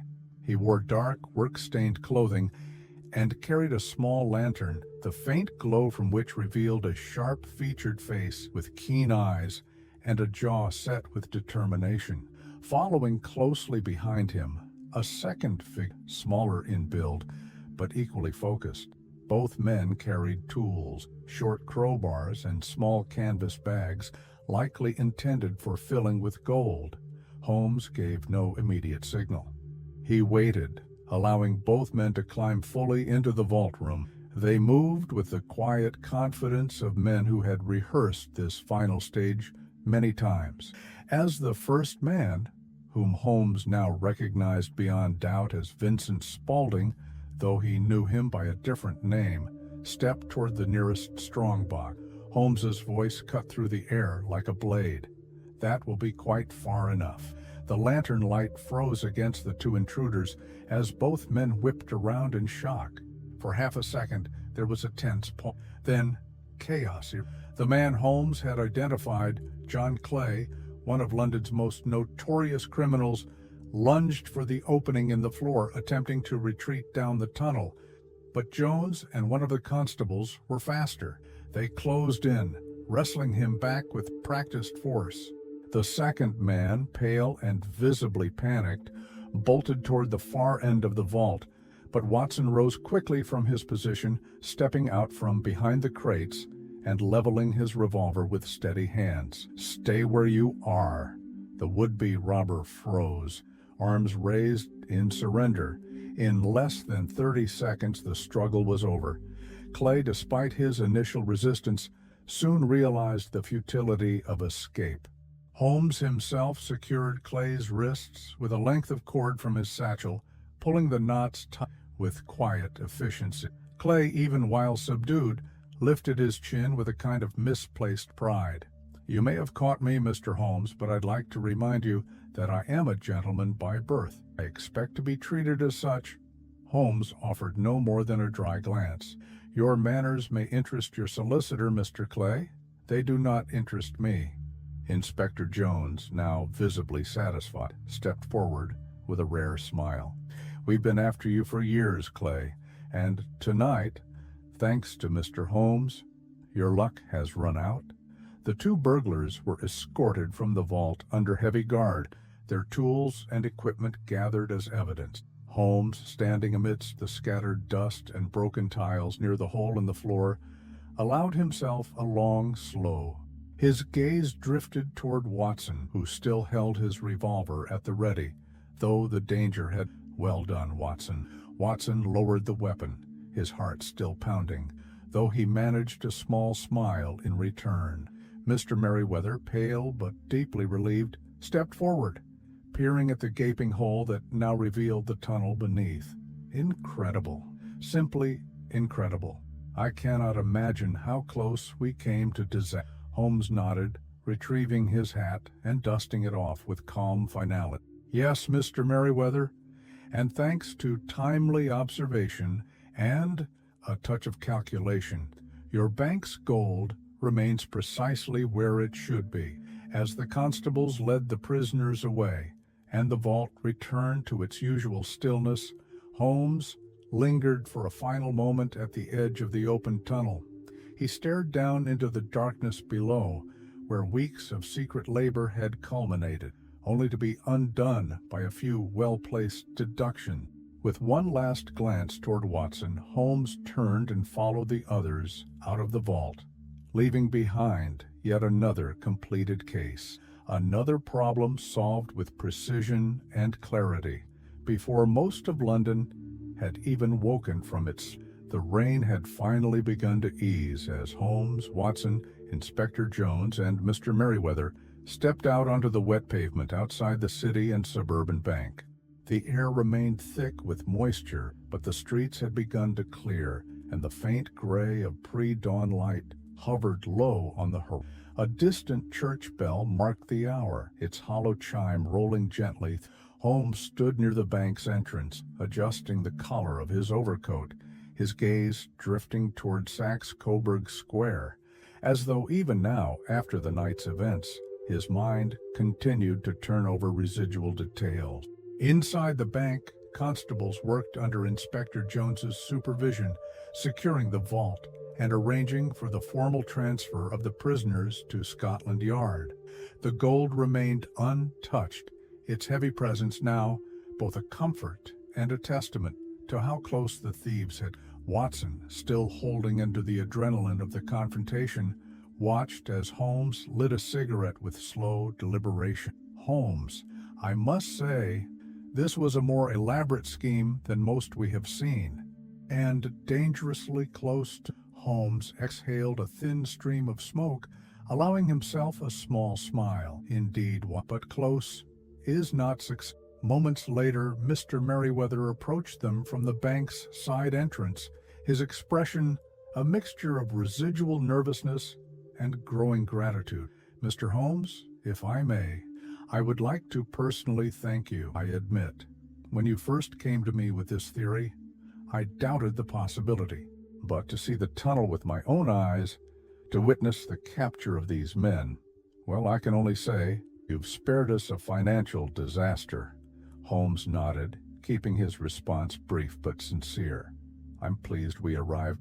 Merriweather shook both Holmes's and Watson's hands before returning inside, likely to oversee the final securing of the bank's assets. Holmes turned to Inspector Jones next, who was now standing with a clipboard in hand, giving instructions to one of the junior officers. Jones, raising Holmes's gaze, walked over with a rare smile. You do make things interesting. I will say that much. If not for you, this pair would have vanished underground before we even knew where to. Scotland Yard owes you another one. Holmes lifted an eyebrow. Let's just say I was fortunate to have the right details at the right time. Jones chuckled low in his throat. Fortune had little to do with it, I think. Holmes glanced toward the two prisoners now being loaded into a secure carriage parked at the corner. John Clay, still wearing that thin veil of aristocratic arrogance, stood straight-backed, even with iron cuffs around his wrists. His accomplice, less composed, hung his head low, clearly defeated. Holmes's attention shifted. Before I return to Baker Street, I would like to confirm something. Watson watched as Holmes crossed the street and walked down the narrow alley. Wilson's pawn shop. The pavement was still wet, the water pooling near the drainage grates where Holmes had made his earlier observations. Holmes knelt by the small ventilation shaft they had examined the day before. Pulling a compact lantern from his satchel, he illuminated the opening. Loose earth, small stones, and scattered wood fragments lined the edge, clear evidence that it had served as both an air passage and, likely, a secondary exit point had the robbers been forced to retreat in haste. Satisfied, Holmes rose and made his way around the rear of the pawn shop, the subtle depression in the soil where foot traffic had worn fresh paths over the last. Even the alignment of scuff marks along the alley wall suggested where dirt-laden boots had brushed repeatedly against the bricks as men moved back and forth from the cellar below. Holmes returned to Watson's side. Everything matches the timeline. The soil displacement, the hollow resonance in the pavement, the frequency of Spaulding's trips to the cellar, all consistent with the digging schedule required for a tunnel of that length and depth. Watson, the tunnel itself, did you notice its construction? Holmes's expression grew thoughtful, simple but efficient. Two men working with limited tools, carving through soil and masonry beneath one of the busiest streets in London. The tunnel ran straight and narrow, beginning under Wilson's shop, cutting beneath the alleyway, and ending precisely beneath the bank vault floor. I would estimate they labored nearly every day during those 4-hour windows, perhaps even longer into the night. Watson shook his head, half in admiration, half in disbelief. A bold undertaking. Holmes smiled faintly. Bold, yes, but ultimately flawed. Before Watson could reply, Jones reappeared. "We're taking them to Scotland Yard now. Full charges will be filed by morning. You'll be mentioned prominently in the report, of course." Holmes inclined his head slightly. "Inspector, a pleasure as always." Jones grinned, tipped his hat, and climbed into the waiting police wagon as it rumbled off into the mist. Holmes and Watson stood for a moment longer, watching the last traces of the night's activity fade down the wet London streets. Holmes pulled on his gloves. "Come, Watson, let's go home. I believe a strong cup of tea, and perhaps a quiet morning, are well-deserved." Watson smiled in agreement, following Holmes toward the edge of the square as dawn's pale light began to cut gently through the fog. The city, as always, stirred back to life, entirely unaware of how close it had come to waking up without its gold. The hours that followed passed with a peculiar slowness, as though time itself had grown reluctant to move forward. The thick London fog, undisturbed by the faint promise of dawn, clung low along the streets, filling alleyways and wrapping around lampposts like an uninvited guest that refused to leave. Inside the city and suburban bank, deep beneath its quiet exterior, Holmes, Watson, Inspector Jones, Mr. Merriweather, and 2 uniformed constables gathered again in the vault. The space, with its stone walls and heavy metal door, seemed colder and more oppressive than it had earlier that evening. The air smelled faintly of iron, damp earth, and the unmistakable scent of London's underground soil, now disturbed by recent secret labor. Holmes moved through the room with controlled precision. He tested the lock on the vault door once, ensuring that it would close securely behind them once the ambush was underway.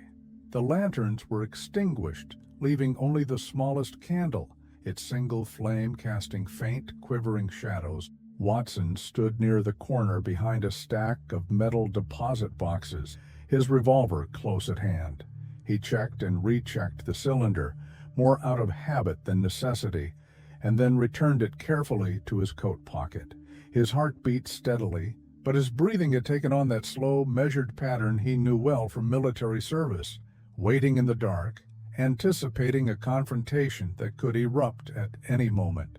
Mr. Merriweather, by contrast, seemed less at ease. Dressed still in evening attire, he shifted from foot to foot, his hands fidgeting with the edges of his coat sleeve. From time to time he cleared his throat or adjusted his glasses, as though the quiet threatened to consume him.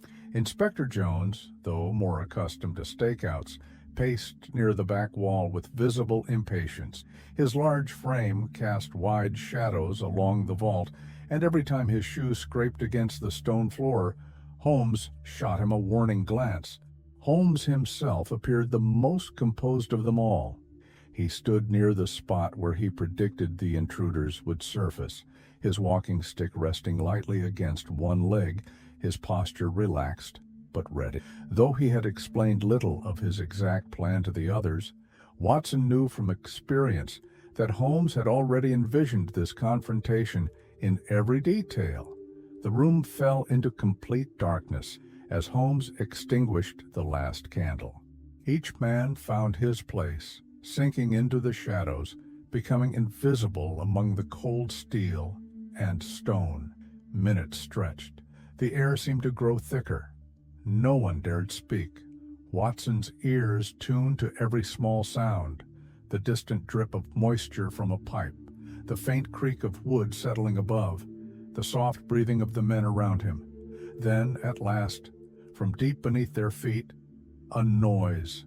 It was subtle at first, a low, irregular scraping, metal against stone, then a faint rhythmic thudding, the unmistakable vibration of work being done below, moving steadily closer. Holmes did not move. His breathing remained slow and controlled, but Watson could feel the shift in the room. The anticipation sharpened like a drawn wire. The scraping grew louder, then stopped. The silence that followed was more oppressive than the sound itself. Then, with startling suddenness, the stone floor beneath Holmes's chosen spot shifted. A small square of earth crumbled inward, and the end of a crowbar appeared through the opening. A gloved hand followed, testing the edge for stability. Holmes raised one hand, giving a silent signal to the others. Hold! Not yet. Through the hole, the head and shoulders of a man emerged. He moved quietly, with the practiced ease of someone who had rehearsed this maneuver many times. His face, half illuminated by the small lantern, was tense with concentration. Dirt smudged his cheeks and coat sleeves, but his eyes were alert, sweeping the room. Behind him, the top of a second figure appeared, ready to follow. Watson felt his muscles tighten, the cold weight of responsibility resting in his chest. His hand hovered inches from his coat pocket where the revolver waited. Holmes waited until both men had climbed fully into the vault. In the dim light of their lantern, the two intruders, John Clay and his accomplice, turned toward the nearest set of strong boxes. Now, Holmes's voice cut through the dark, low but commanding. Within seconds, the vault burst into chaotic motion. Watson stepped forward, revolver drawn and aimed with steady hands. Inspector Jones and the constable surged from their hiding places, closing in with practiced force. John Clay spun on his heel, eyes flashing with disbelief and anger. He made a sudden lunge toward the opening in the floor, but Holmes intercepted him with swift, calculated precision. With one strong movement, Holmes used his walking stick, revealing the steel core inside, to strike Clay's shoulder, throwing him off balance and away from the tunnel entrance. The second intruder, clearly less experienced, froze with terror as two constables tackled him to the ground. For a brief moment, the vault filled with the sound of scuffling boots, labored breathing, and shouted orders.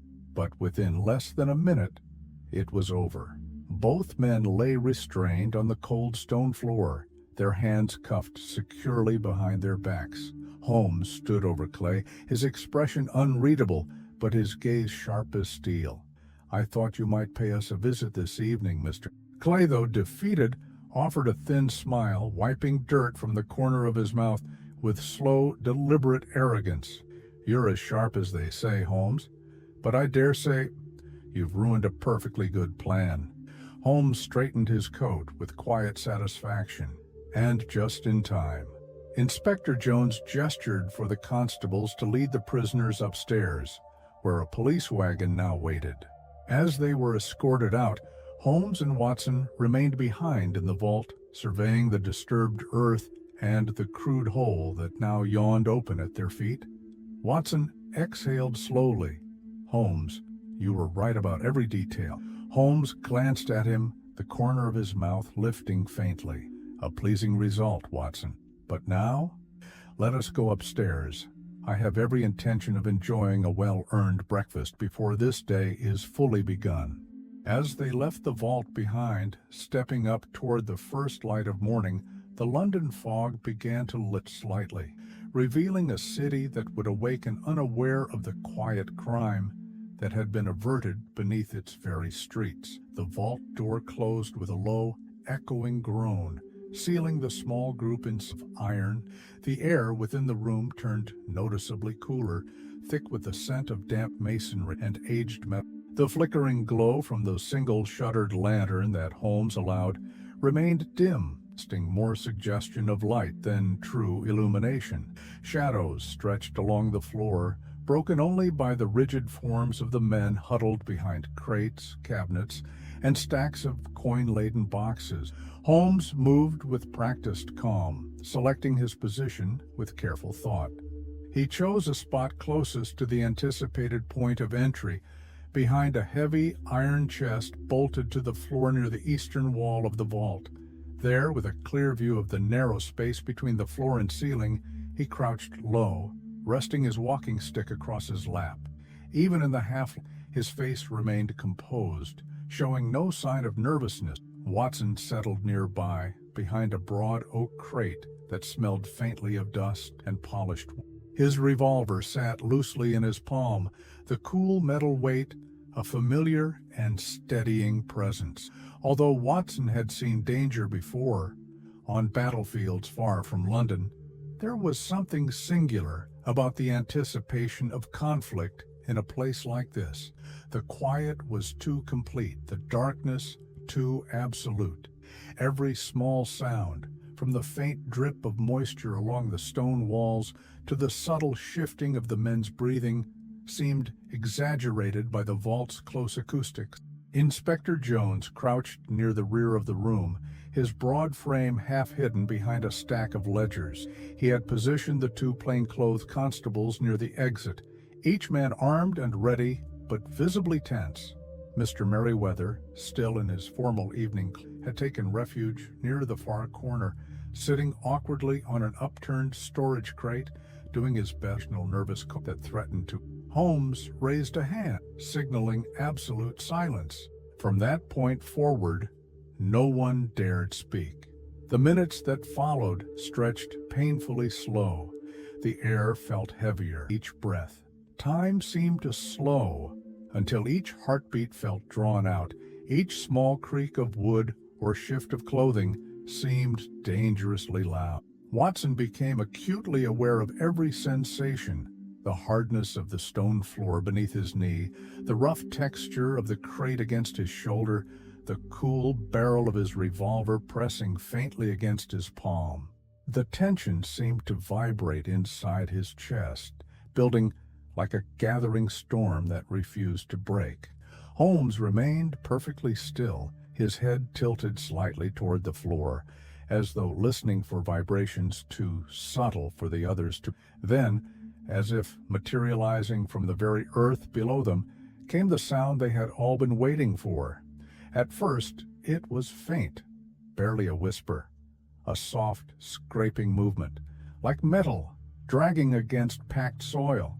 Then, slowly, the noise grew more distant, the muted thud of a tool striking, followed by the low rumble of loosened dirt shifting within a Watson felt the muscles tighten.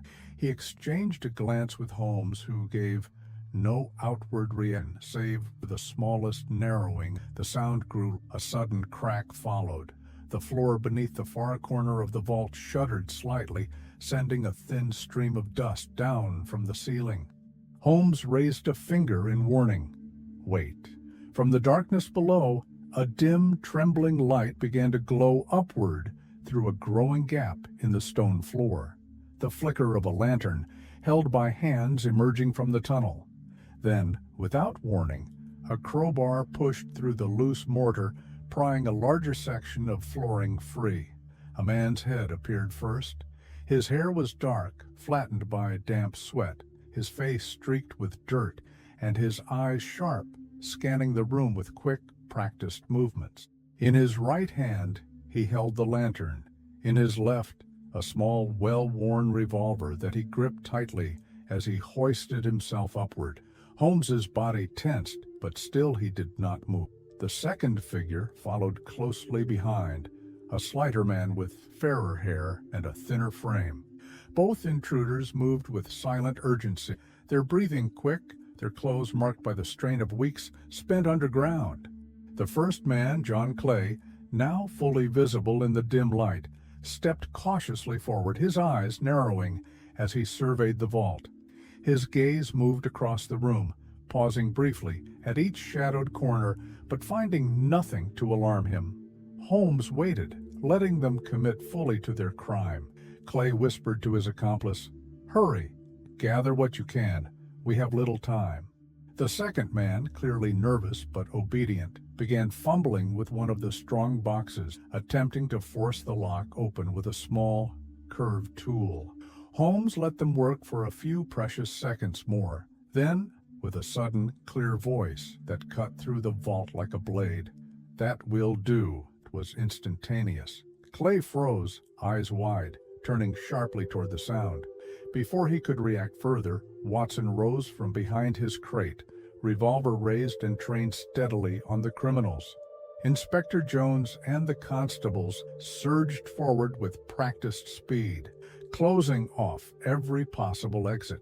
Clay's expression twisted for only a moment, part fury, part disbelief, but before he could reach for his weapon, Holmes was already upon him, driving the barrel of his concealed cane forcefully against Clay's wrist, sending the revolver clattering harmlessly to the floor.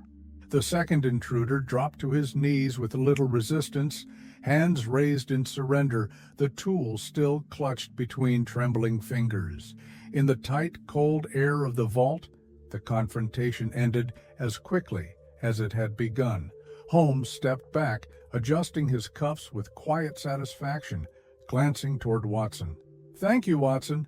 "Excellent timing." Watson exhaled a slow, controlled breath, lowering his revolver with a steady hand. Inspector Jones moved to secure the prisoners, producing a pair of iron cuffs with brisk efficiency. Clay, despite his capture, managed a thin smile, his voice low but steady. "Well played, Mr. Holmes. Well played indeed." Holmes responded with a faint nod, his expression cool and unreadable. "Game over, Mr. Clay."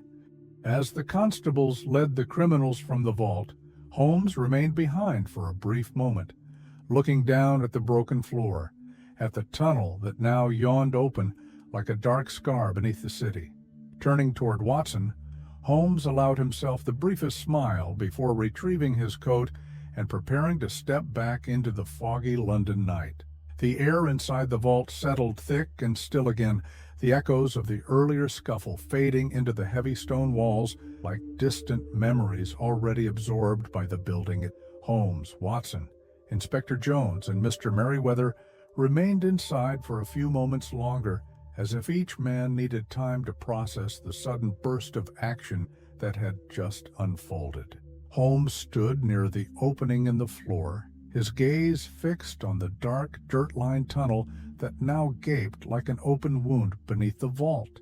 The lantern used by the intruders had been extinguished during the struggle, leaving only the faint, damp smell of disturbed earth drifting upward. Watson watched as Holmes crouched near the edge, leaning forward just enough to peer into the narrow shaft without risking exposure to whatever might still lurk below. For several tense seconds, Holmes remained still, studying the black void. His posture was relaxed, but Watson could sense the sharp alertness that still charged every muscle in Holmes's body. Jones approached from behind, wiping a bead of sweat from his temple with a worn handkerchief. "They came just as you said they would, Holmes, right through the floor. I must admit I wasn't sure I believed it until I saw it with my own eyes."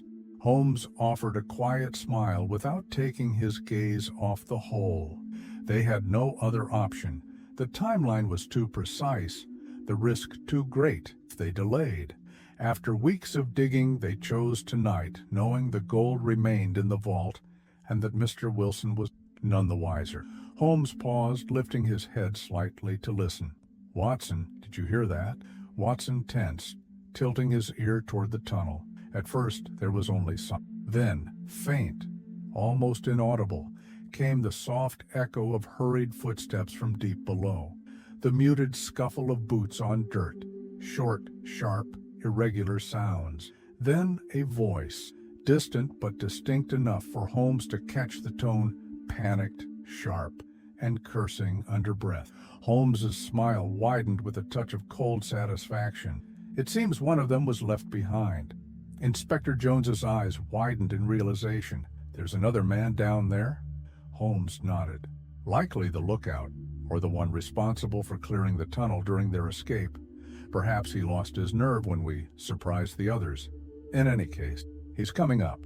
Jones turned to his constable. "Positions." Quietly now, the men returned to their place, lowering themselves back into the shadows like patient hunters, waiting for a cornered animal to surface. Watson repositioned himself behind the oak crate where he had hidden earlier, revolver once again steady in his grip. Holmes took no cover this time. Instead, he stood just to the left of the hole, body loose, face calm, eyes focused entirely on the dark opening.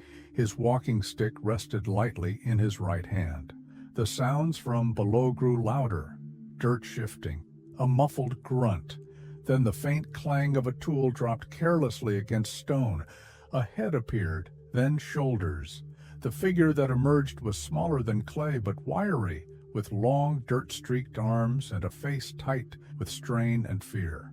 His clothes were torn at the knees, and his hands trembled as he pulled himself upward into the vault. Holmes waited until the man's feet had cleared the tunnel mouth. Then, with one swift, fluid motion, Holmes stepped forward and brought the heavy head of his cane down sharply across the man's forearm, just as he reached for something hidden in his coat. The would-be robber cried out in pain, stumbling back, only to find himself pinned against the vault wall by one of Jones's constables, who moved in from the side. Watson rose quickly, moving to assist, but Holmes raised a hand, signaling that the threat was now contained.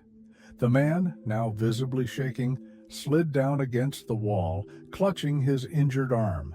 Dirt clung thick to his hair and clothing, and sweat streamed down his face, cutting clean lines through the grime. Jones wasted no time producing another set of iron cuffs. "We'll add him to the collection," snapping the restraints around the man's wrists with practiced efficiency. Holmes knelt for a moment beside the tunnel entrance, running his fingers along the fresh edges where the bricks had been pried. The soil here was still moist, dense with the smell of clay and London's subterranean damp. He reached down into the tunnel with the end of his stick, testing the depth and slope. The stick sank into the earth easily for several inches before meeting resistance. Turning back to Watson, Holmes spoke quietly. This tunnel was well planned, but hastily finished at the end.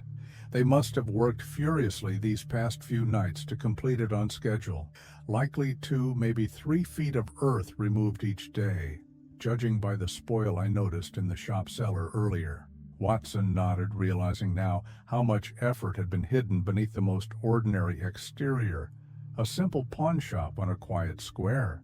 Jones stood satisfied, brushing dust from his coat sleeve. "Holmes, this is your case from start to finish.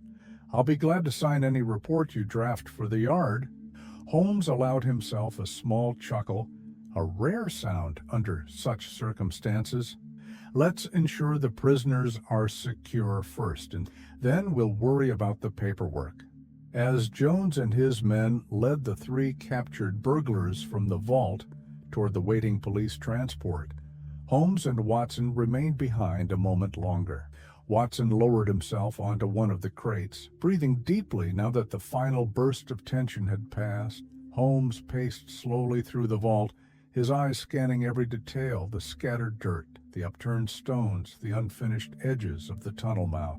As always, he took in the entire scene with a quiet, consuming satisfaction that came only when a carefully followed trail of deduction reached its inevitable. After a final pause at the edge of the tunnel, Holmes turned back toward Watt. "Come, my friend, our work here is done. There's still the small matter of explaining it all, and I believe Mrs. Hudson might have a fresh pot of coffee waiting." Together they stepped out of the vault and into the misty gray light of dawn, leaving behind them the dark tunnel and the foiled crime that had taken root in the silence below London streets.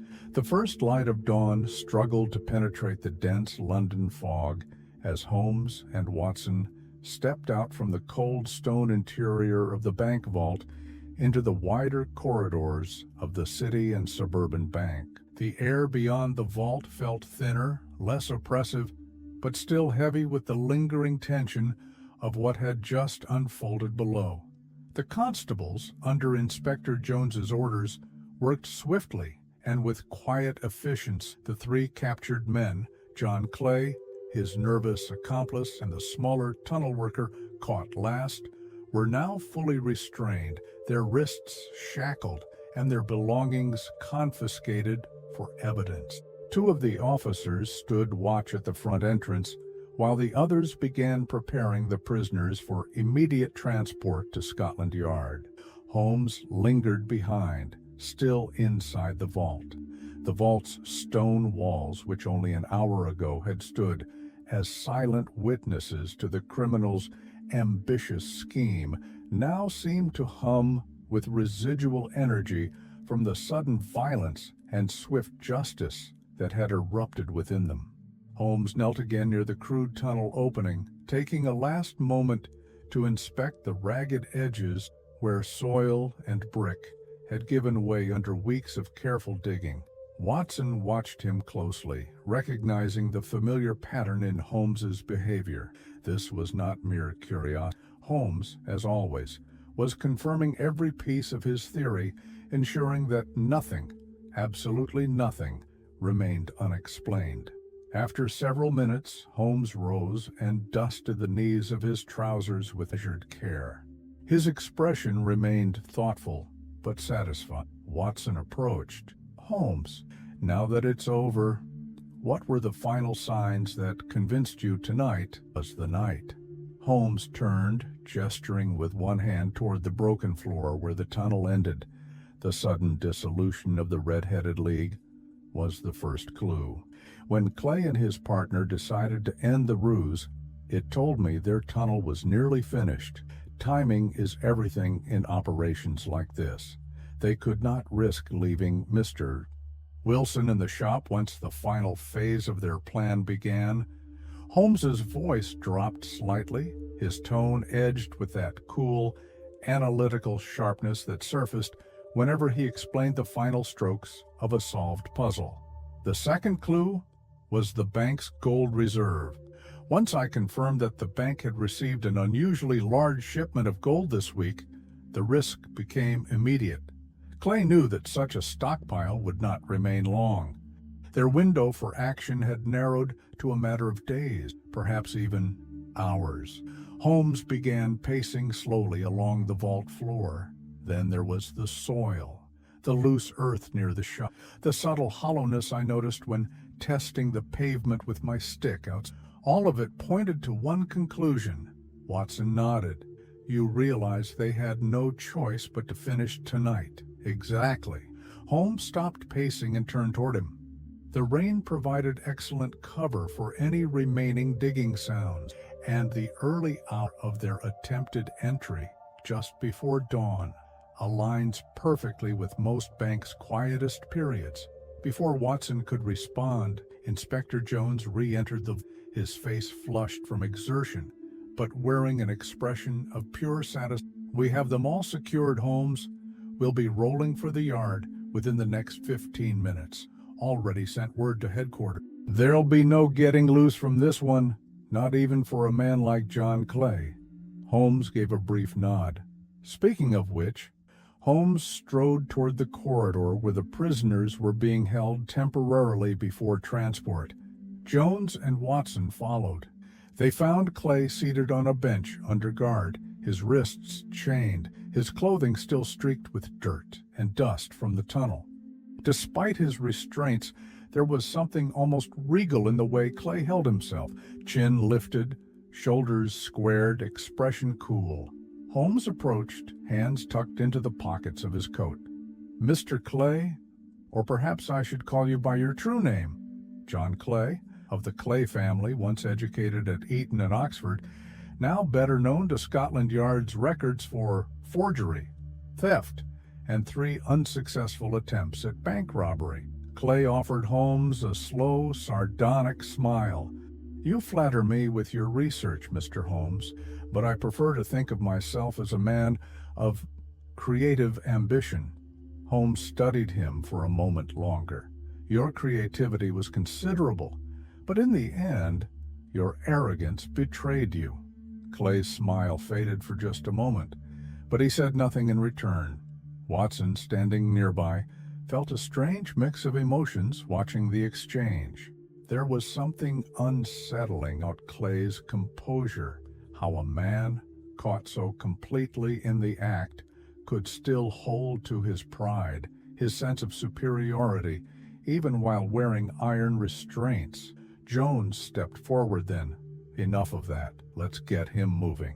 Clay stood with slow dignity, allowing himself to be led toward the awaiting police wagon without further resistance.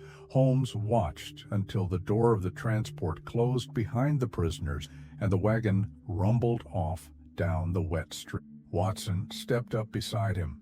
"You've done it again, Holmes." Holmes, staring after the departing vehicle, spoke softly. "A well-laid trap, Watson, set with care, and sprung at precisely the right moment." The early morning light began to break at last over the city. The fog lifted just enough to reveal the outlines of neighboring buildings, their windows catching the first silver-gray rays of. Holmes turned, signaling for Watson to follow. "Come, my friend, let us go. There is still the small matter of breakfast, and, perhaps, a few quiet hours of rest before London offers us our next puzzle." Together they left the bank behind, walking side by side through streets still glistening with rain, their silhouettes disappearing into the heart of the waking city. The morning light that now broke across London was pale and reluctant, pushing through the stubborn layers of fog that clung to the rooftops and alleyways. The damp streets glistened with the residue of the night's steady rain, and the air carried the sharp, metallic tang of wet stone.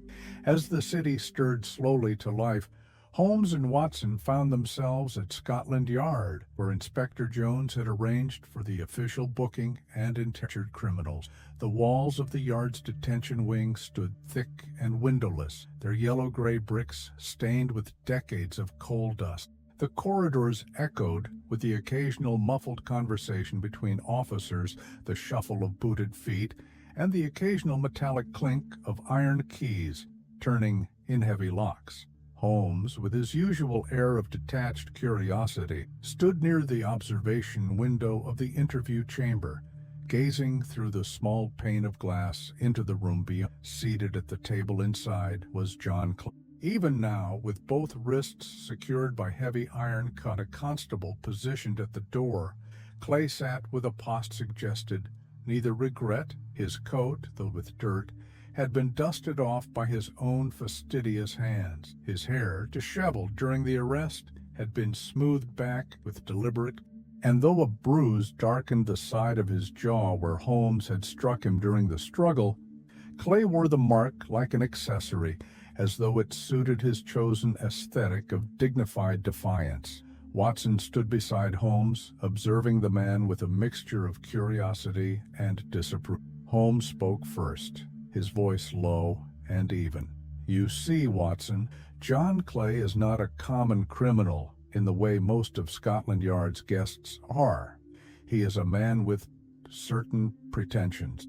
Watson nodded, keeping his gaze fixed on the prisoner. "Arrogant, I would say." Holmes allowed himself a small smile. "That, and more." At that moment, Inspector Jones entered the observation room, carrying a thin folder of documents. "We've begun the paperwork, Holmes. Full list of charges: conspiracy, attempted robbery, unlawful excavation, and trespassing, though I expect the Crown will add a few more before the month is out. Holmes gestured toward Clay with a tilt of his head. Has he said much? Jones let a wry laugh. More than I expected, but nothing of use. He seems more interested in making speeches than answering questions. Holmes's eyes gleamed with a trace of amusement. Jones nodded. Be my guest. Holmes stepped into the interview room with that same quiet authority he carried everywhere. He crossed to the table, standing with one hand resting lightly on the back of the empty chair. Good morning, Mr. Clay looked up with the faintest trace of a smirk, his gray eyes cold but intelligent. Mr. Holmes, I was beginning to wonder if you would honor me with a visit. Holmes tilted his head slightly, as though acknowledging the compliment. You do realize, of course, that your little enterprise under Saxe-Coburg Square has now ended quite definitive. Clay exhaled, a small, amused breath that barely qualified as a laugh. I suppose there's no point in denying it. Caught in the act. But you must admit, Holmes, it was a rather elegant plan. Holmes's expression remained neutral. Ambitious, yes, but flawed. Clay's smile widened, showing teeth now. Flaws, perhaps, but only because I underestimated you.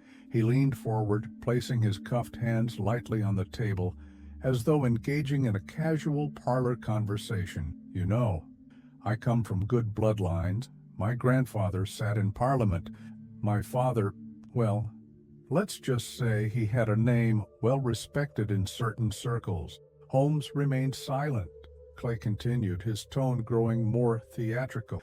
I've had the finest education, languages, fencing, even a bit of sculpture in my Oxford. Imagine a man of my background reduced to this common crime, but necessity has its own logic. Watson, watching from the observation window, frowned deeply at Clay's performance. Holmes allowed a pause before replying. Your education is evident, but your sense of entitlement equally so. Clay gave a small, dry laugh. Perhaps, but it kept me clever and alive longer than most. Though I will admit I did not expect to meet my match in the form of a consulting detective. Holmes stepped back from the table, his tone calm but carrying unmistakable authority. You'll find, Mr. Clay, that your social standing will matter very little when your case reaches the courts. Scotland Yard has waited years for this, and now they have you. Clay shrugged, leaning back in his chair as though already rehearsing the speech he would deliver to his eventual jury.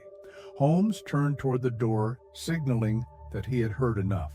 As he stepped out of the room, joining Watson and Jones once more, Jones let out a low whistle.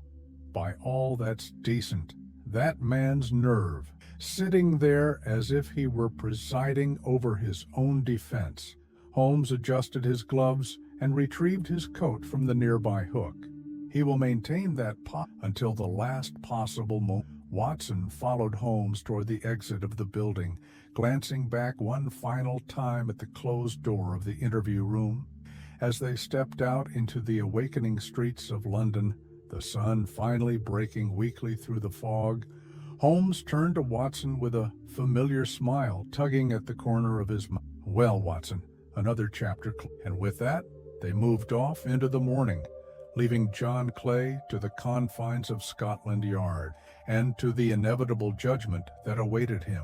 The afternoon sun managed to break through the clouds, casting pale beams of light over London's. The city, now fully awake and with its usual energy, showed no outward sign of the drama that had played out beneath its surface only hours earlier. Carriages rattled over the cobblestones, shopkeepers opened their doors to customers, and the scent of fresh bread and coal smoke drifted lazily through the air. Back at 221B Baker Street, Holmes sat near the window with his long legs stretched out before him and his pipe resting between two fingers. He had remained uncharacteristically quiet since their return from Scotland Yard, occasionally glancing over the morning newspaper, but reading little of it. His mind, Watson knew, was still working, unraveling final details, testing conclusions, replaying each moment of the case with forensic precision. Watson sat opposite, nursing a cup of strong tea and reflecting on the events of the previous night. The image of John Clay, seated in the Scotland Yard interview room, his arrogance undisturbed even by shackles, remained fresh in Watson's mind. A soft knock at the door broke the quiet. Moments later, Mrs. Hudson entered, holding a small envelope on a silver tray, a message from Inspector Jones, Mr. Holmes. Holmes accepted it with a small nod, opened the envelope, and scanned the note quickly. A faint smile touched his lips. Excellent. He rose from his chair and reached for his coat. Watson, gather your hat. We are expected back at Saxe-Coburg Square. Watson stood, already buttoning his overcoat. More developments? Holmes's eyes glinted with satisfaction. Confirmation, my dear Watson. The full extent of the tunnel, the cab ride back to Saxe-Coburg Square, was conducted under a clearer sky. As they approached the familiar street, Watson noticed a distinct change in atmosphere. A small crowd had gathered near the pawn shop, held back by a uniformed constable who stood watch at the corner. Holmes and Watson were waved through immediately. Inside the pawn shop, the place had been left largely untouched since the previous day. The counters remained in place, shelves still lined with odd trinkets and pawned valuables, but the air felt colder, and the faint smell of wet earth lingered strongly. Two detectives from Scotland Yard stood near the cellar door, which had been thrown open wide to reveal the narrow staircase leading down into the basement. Holmes descended first, moving carefully but with clear familiarity. Watson followed close behind, his boots crunching softly against the layer of dirt that now coated the cellar floor. What lay before them was undeniable. The tunnel.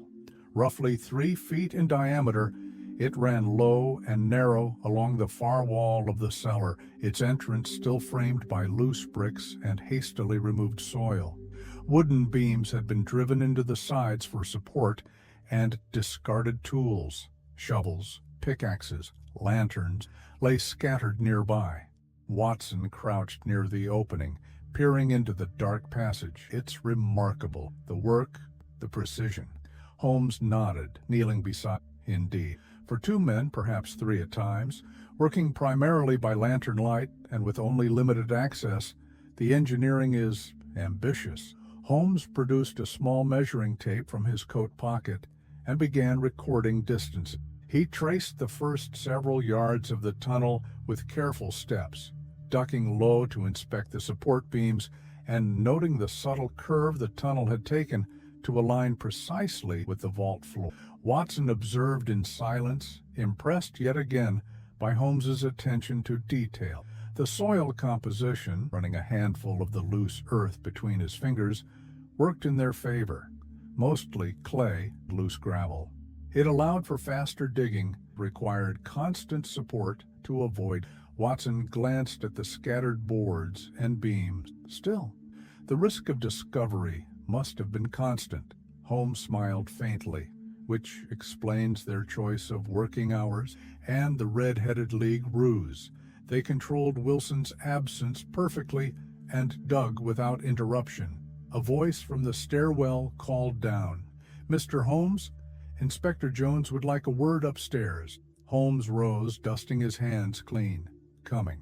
Back in the pawn shop, Jones stood near the front window, speaking with Mr. Merriweather, who had arrived moments earlier in a dark frock coat and hat. Jones turned as Holmes entered. "We've completed a full inspection, Holmes. The tunnel runs just under 20 feet from the cellar here to the vault floor at the bank. The supports are crude, but held firm, at least for now." Merriweather, clearly still shaken by the ordeal, adjusted his gloves and added in a low voice, "I had no idea."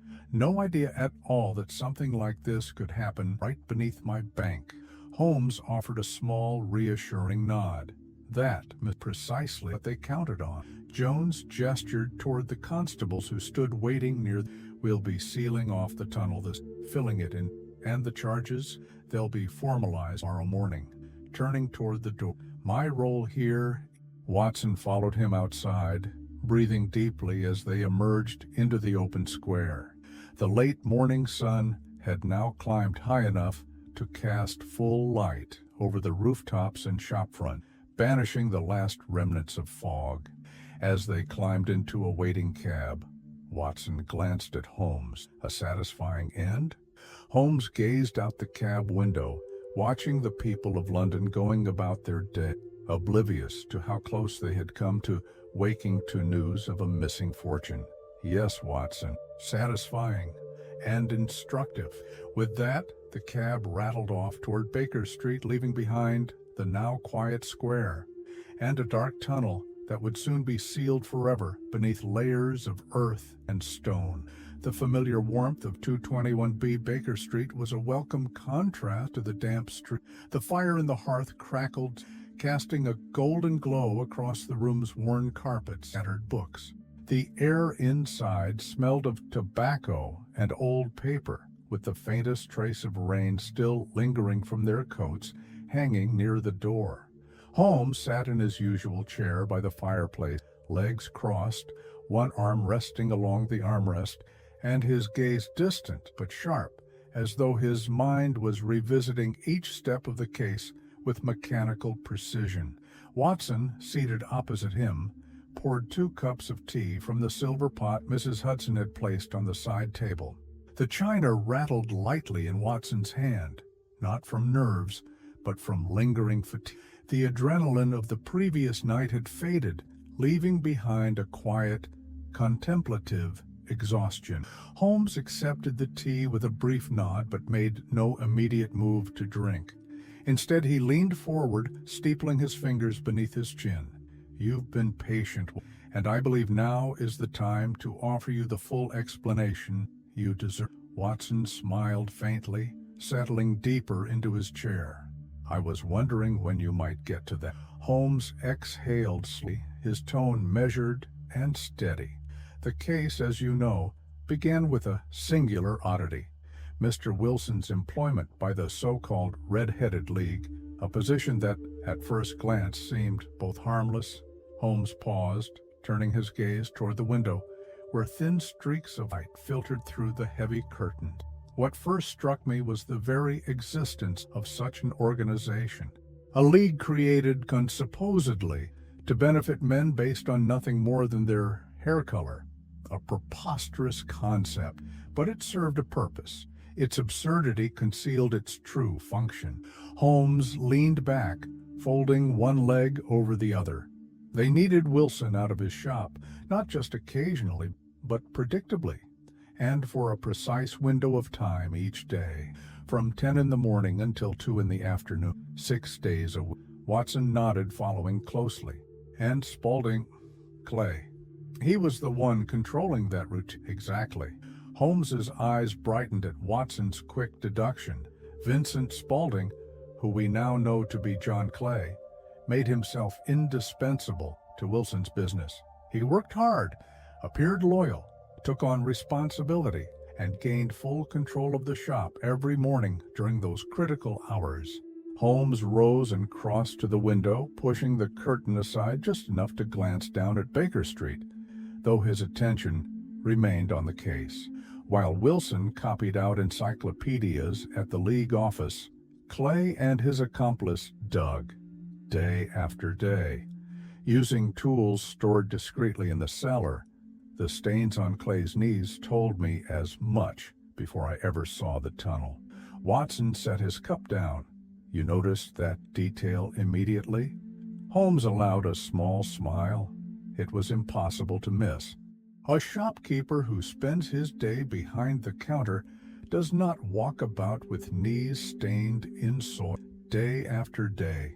Returning to his chair, Holmes continued, when the League was abruptly dissolved, I knew the tunnel must be nearing completion. They had no further need to distract Wilson. Their work underground was almost done. Holmes's voice grew quieter, reflective.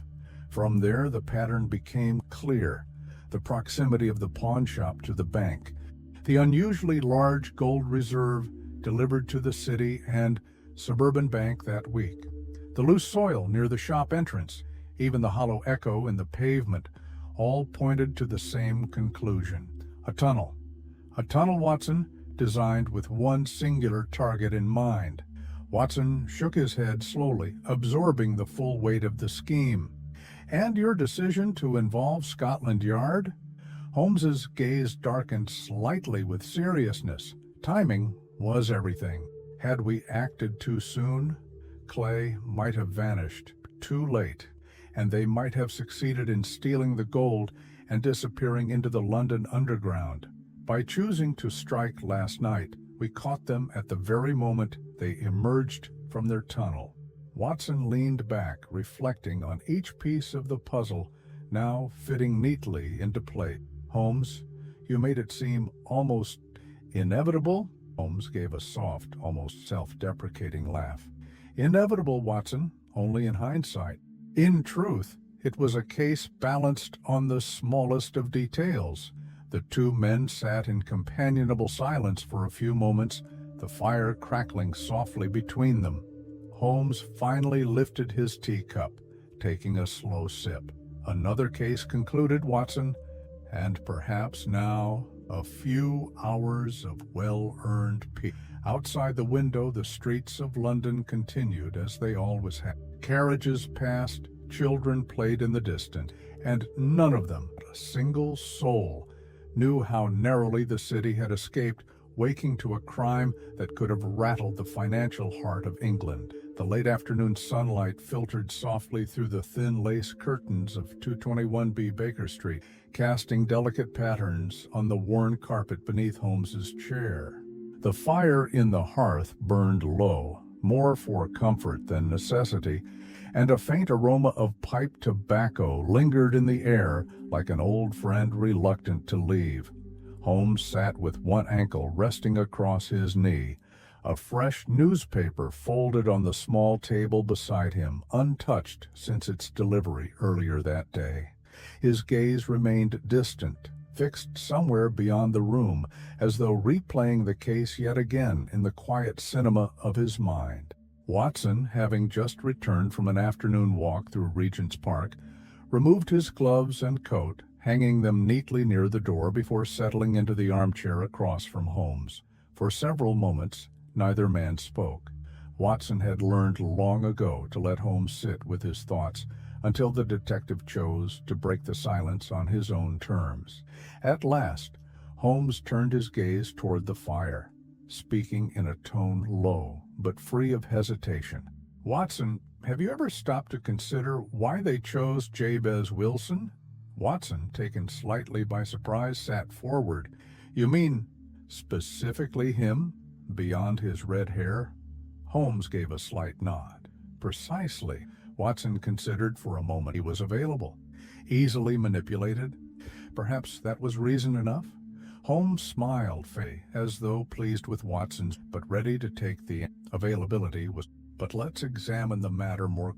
Holmes reached for, packing it slowly and deliberately as he spoke. Wilson's shop stood directly adjacent to the city and suburban. That alone made him vulnerable. But beyond location, Mr. Wilson possessed a profile ideal for their need. Holmes struck a match and, pausing only briefly as he inhaled the first curl of smoke. He was trusting, predictable, and above all, routine-bound. A man who could be relied upon to follow instructions without questioning their logic. That, Watson, is a trait more valuable to a criminal than any amount of physical weakness or financial desperation. Watson nodded, beginning to see the pattern unfold. And the Red-Headed League, it was designed specifically to target someone with exactly. Holmes gestured toward the small stack of documents on his desk, copies of the original advertisement that had appeared in the paper, along with Holmes's notes from the case. The advertisement's wording was designed to appeal to vanity, to make the offer seem both exclusive and urgent. It gave Mr. Wilson just enough sense of importance to overcome any instinct he might have had to question it. Holmes paused for a long breath. Consider the precision of their manipulation. Clay went so far as to encourage Wilson to apply, accompanied him to the interview, spoke highly of him before Duncan Ross, his own accomplice, to ensure Wilson. Watson's expression darkened with realization. They never wanted just any red-headed man. They wanted Wilson specifically, because of his location and because of his mind. Exactly. Holmes exhaled a slow cloud of smoke, the air around him thickening for a moment before dispersing. He was never a threat to them. He was a placeholder, a human shield against discovery. As long as he followed his task, sitting in that small office, copying pages of the encyclopedia for 4 hours a day, the criminals could continue their work below his very feet, unnoticed and unbothered. Watson shook his head, still struck by the cold efficiency of the scheme. So, Wilson's only real qualification was being the perfect distraction. Holmes smiled faintly at the phrase. Precisely, Watson. For a few moments, the two men sat in thoughtful silence, the weight of that truth between them. Watson spoke again, this time with a touch of reflective irony. And to think, the poor man was so proud of his membership in the League, he truly believed he had been singled out for something. Holmes's expression softened just slightly. Such is often the way. The most harmless souls are sometimes the most useful to those with darker ambitions. Watson leaned back in his chair, staring toward the ceiling for a brief moment, letting the thought linger. Holmes, lighting his pipe once more, allowed the smoke to drift lazily upward as he closed his eyes for just a second, then opened them again with renewed clarity. Another case closed, another deception unraveled. And with that, they settled into the quiet rhythms of late afternoon at Baker Street, letting the city outside continue its endless motion, entirely unaware of how close an ordinary man like Jabez Wilson had come to being the unwitting key in a crime of remarkable design. The following morning brought a welcome clarity to London's sky. The fog that had dominated the city for days had finally lifted, revealing streaks of pale blue overhead and allowing the first warm light of early spring to filter through the streets. Baker Street itself seemed brighter, as if shaking off the gray veil that had settled over it during the course of the investigation. Inside 221B, the atmosphere reflected this shift. The windows stood open for the first time in nearly a week, allowing fresh air to mix with the familiar scents of tobacco, paper, and polished. Holmes sat at his desk, carefully sharpening the tip of a pencil with small, controlled movements. Nearby, Watson sorted through his notes, organizing pages that documented each stage of the Red-Headed League affair. As the clock on the mantel chimed the hour, Watson lowered his notebook. Holmes, you've explained the broader strategy behind the crime and how the League was nothing more than a diversion. But there's something I've been meaning to add. Holmes glanced up, his expression expectant but patient. Go on, Watson. What were the specific clues that first alerted you? I mean, the exact moments when you began to see past the surface of Wilson's story and into the truth underneath? Holmes leaned back in his chair, resting his fingertips lightly together beneath his. An excellent question, Watson, and one worth answering fully. Holmes paused briefly, gathering his thoughts, before continuing in that measured, deliberate tone that always accompanied his formal explanation. The first detail that struck me was Spaulding himself. When Wilson described his assistant, I noted three things. First, that Spaulding worked for half the usual wage, a point that suggested hidden motivation. Second, his interest in photography, which required frequent trips to the cellar. And third, the physical state of his trousers. Holmes gestured toward the trousers he had worn during their visit to the pawnshop. A man with dirt-stained knees working indoors behind a counter all day. That alone was worthy of suspicion. Watson nodded, scribbling a quick note in the margin of his papers. Holmes continued. Then came the League itself, an organization offering payment for nothing more than the color of one's hair, and a job consisting entirely of mindless copying from an encyclopedia. The entire arrangement had no legitimate purpose. The question then became, what was its true function? Holmes rose from his chair, stepping toward the window and resting one hand against the frame. I knew, almost immediately, that the League was a manufactured distraction. It existed only to keep Wilson out. The 4-hour window, from 10 to 2, was too consistent, too inflexible. Criminals, Watson, especially clever ones, require both time and solitude when engaging in large-scale operations. Tunneling. Holmes turned back toward Watson, who now sat poised with pencil hovering above paper. But the most telling clue, Holmes continued, his voice dropping slightly, was the sudden dissolution of the League. Watson lifted his head. Because it suggested urgency? Exactly. Holmes nodded, his expression with emphasis. If the League had been a simple prank or con for amusement, it might have dragged on indefinitely. But its abrupt end signaled that the criminals were entering the final phase of their operation.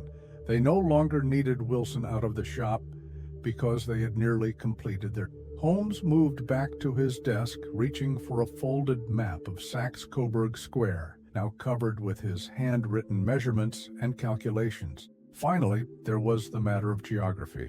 Holmes flattened the map, pointing to the narrow space between Wilson's shop and the city and suburban bank. The pawn shop's proximity to the bank, the alignment of the buildings, the type of soil beneath of London, everything fit too neatly to be coincidence.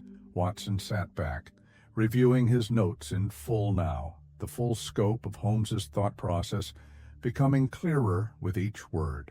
So, it was a combination of Spaulding's unusual behavior, the design of the League, the sudden timing, and the geography of the square itself. Holmes smiled faintly. Precise. When these elements lined up, the rest became a matter of confirming what deduction already made likely. Watson let out a low whistle in admiration, half in Holmes, I must say, your attention to detail remains unequaled. Holmes gave a small, almost dismissive wave of his hand. Details, Watson, detail. The world is full of obvious things which nobody by any chance ever observes. The two men shared a brief moment of quiet sadness, the case now fully laid bare between them. Outside the window, the bustle of London carried on as always, indifferent to the criminal enterprise so recently threatened its financial, and to the detective who had unraveled it with nothing more than observation, logic, and an unfailing eye for the smallest of... The afternoon light had shifted once more, casting long shadows across the sitting room of 221B Baker Street. The golden hue of late-day sun slanted in through the window panes, catching dust motes as they floated lazily in the air. Holmes sat at his writing desk, making slow and deliberate notes in a small, leather-bound journal, while Watson sat nearby, flipping through the pages of the latest medical review, but scarcely absorbing a word. After several minutes of companionable silence, Watson set the journal aside and leaned forward in his chair. Holmes, there is still one aspect of this case that puzzles me. Holmes did not look up from his writing, but the slight arch of his eyebrow signaled his attention. Vincent Spaulding, or should I say John Clay, for all the time he spent under Mr. Wilson's nose. How did he manage to conceal his true identity so completely? I mean, with Clay's reputation, with Scotland Yard so eager to catch him, how did no one recognize him? Holmes paused, placing his pencil carefully across the open page of his journal before turning fully toward Watson. Ah, Watson, you've touched upon what may be the most fascinating aspect of this entire affair, The man's disguise, though not dramatic in the theatrical sense, was, in its own way, quite brilliant. Watson waited, intrigued. Holmes stood and moved toward the bookshelf, selecting a slim volume on criminal psychology before continuing. First, let us consider Clay's most valuable asset, his adaptability. He understood that a disguise need not rely on wigs or false beards or extravagant costume. Sometimes, the most effective disguise is simply to become someone so ordinary, so forgettable, that people overlook you entirely. Holmes opened the book absent-mindedly, flipping through a few pages without reading, his mind already several steps ahead in thought. By adopting the persona of Vincent Spaulding, Clay embedded himself in Wilson's daily life.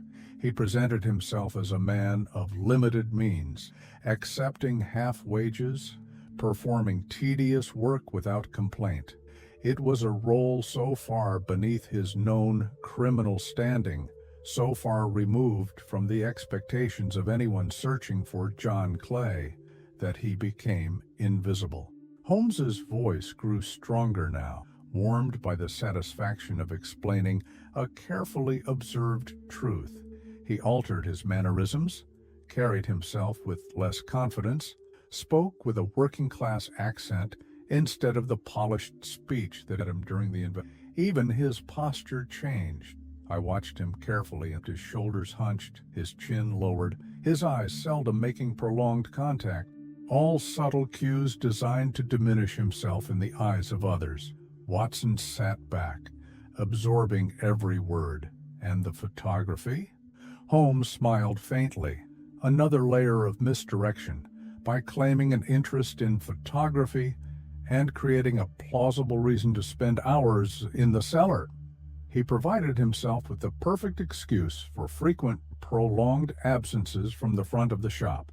Holmes crossed back to his chair, lowering himself into it with slow deliberation. It was, I must admit, a performance of remarkable patience. For weeks he maintained the deception, worked the counter by day, dug the tunnel by late morning, and likely returned to digging after hours as well.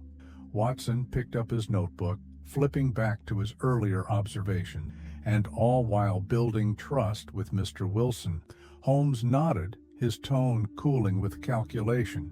Trust is a tool like any other, Watson. For a man like Clay, it became both a shield and a weapon. Holmes reached for his pipe, tapping it lightly against the side of the ashtray before filling it with fresh tobacco. And let us not forget, the entire structure of the Red-Headed League served as the most elaborate part of his disguise.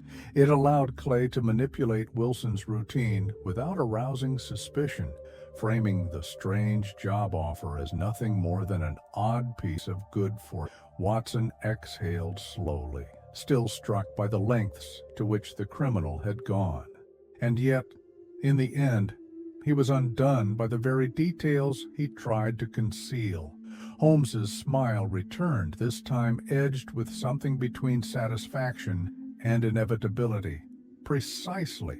His knees stained with soil, his too eager insistence that Wilson take the job, the hurried dissolution of the League, and the subtle inconsistencies in his behavior when I visited.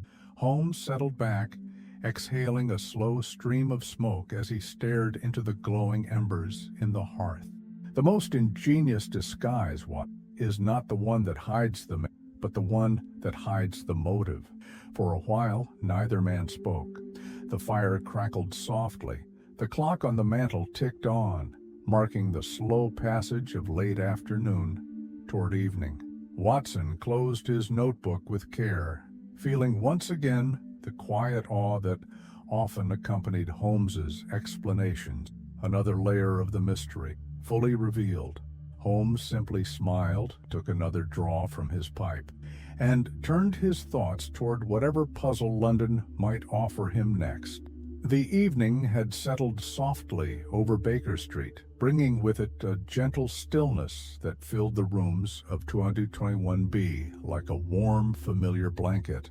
Outside, the last of the lamplighters moved down the street, lighting each gas lamp with practiced swiftness. The amber glow stretched long and low across the pavement, catching the drifting fog as it began to return with the cool night air. Inside, the fire in the hearth burned steadily, casting soft, wavering shadows against the bookshelves and worn armchairs. Holmes sat at his desk, the lamplight turning the edges of his profile. His hands moved with measured care as he sorted through several sheets of correspondence, letters from Scotland Yard, newspaper clippings, and private notes regarding the red-headed Watson, seated nearby, rested with a book on his lap, though the pages remained unread. His mind drifted instead toward the events of the past. The case had unfolded with such elegant complexity, and Holmes's deduction, step by step with near flawless execution, left Watson once again quietly. After some time, Watson set the book aside. "Holmes, may I ask something?" Holmes, still absorbed in arranging the papers before him, offered a small nod. "Of course, Wat. Do you ever allow yourself to enjoy these victories? I mean, beyond the intellectual satisfaction. After all, you've outwitted one of London's most elusive criminals, prevented a major financial disaster, and delivered 3 dangerous men into the hands of the law." Holmes paused as though genuinely considering the question for the first time. "Watson, satisfaction for me does not come in the form of public praise or personal glory. It lies here." He tapped the side of his temple with one slender finger. "In the clarity, the resolution of patterns that were once incomplete, the knowledge that every piece fell precisely where it belonged." Holmes leaned back slightly, folding his hands in this case, like so many others, was a matter of recognizing extraordinary often hides within the ordinary. A pawn shop owner, a curious job post, a man with dirt on his knees. He smiled faintly, the smallest lift at the corner of his mouth. "In truth, Watson, I felt a certain pleasure the moment I realized that the Red-Headed League never existed at all." Watson chuckled softly. "Yes, I suppose seeing through that particular layer of deception would be rather gratifying." Holmes's eyes flickered with quiet amusement. "Indeed." For a brief moment, the two men sat without speaking, the room wrapped in that rare kind of silence found only after the conclusion of a well-fought Holmes's gaze drifted toward the windows, beyond which the glow of the street lamps illuminated the soft outlines of passing figures, carriages, and the distant shapes of chimney tops, fading into the fog. "Scotland Yard," Holmes continued at last, "will write their reports. The newspapers will offer their stories, and Mr. Wilson will return to his pawn shop, perhaps feeling more fortunate than he truly understands." Holmes reached for his pipe, lighting it with practiced ease. "But here, within these walls, I will remember this case for its simplicity disguised as complexity, for the way each thread tied back to a single, elegant truth." Watson smiled, appreciating the rare glimpse into Holmes's personal reflections. "And what now?" Watson asked. "Back to waiting for the next client to walk through that door?" Holmes exhaled a slow stream of smoke, the curls of it drifting lazily toward the ceiling. "There's always another puzzle, Watson. Always." With that, he turned back to his papers, content with the quiet, the firelight, and the certainty that, for now, order had been restored. And as the clock on the mantel marked the passing of another hour, Holmes remained at his desk, sifting through the next possibilities that the restless city of London might soon bring to his door. 2 days after the dramatic events at the City and Suburban Bank, a steady drizzle returned to London, washing the streets in a thin film of water that reflected the dull gray sky. The city bustled as usual, indifferent to what had transpired beneath its cobblestones just nights early. At precisely 10:30 in the morning, Mr. Jabez Wilson, dressed in his familiar dark overcoat and worn gloves, climbed the steps to 221B Baker Street, his hat clutched tightly in his hands as though still uncertain whether it belonged on his head or in his lap. His round face carried the same air of confusion and mild irritation that had accompanied him on his first visit. A subtle note of relief seemed to Mrs. Hudson showed him into the sitting room, where Holmes sat near the fireplace, legs crossed, a fresh newspaper folded on his knee. Watson stood near the window, gazing out at the rain-slicked streets, but turning quickly to greet their guest. Holmes greeted Wilson with a polite nod, motioning for him to take. "Good morning, Mr. Wilson. I trust you are recovering from your ordeal?" Wilson let out a small, nervous laugh as he settled into the chair closest to the hearth. "Ordeal? Yes, I suppose that's one word for it." Holmes tilted his head with interest. "Tell me, how have you found the past 2 days?"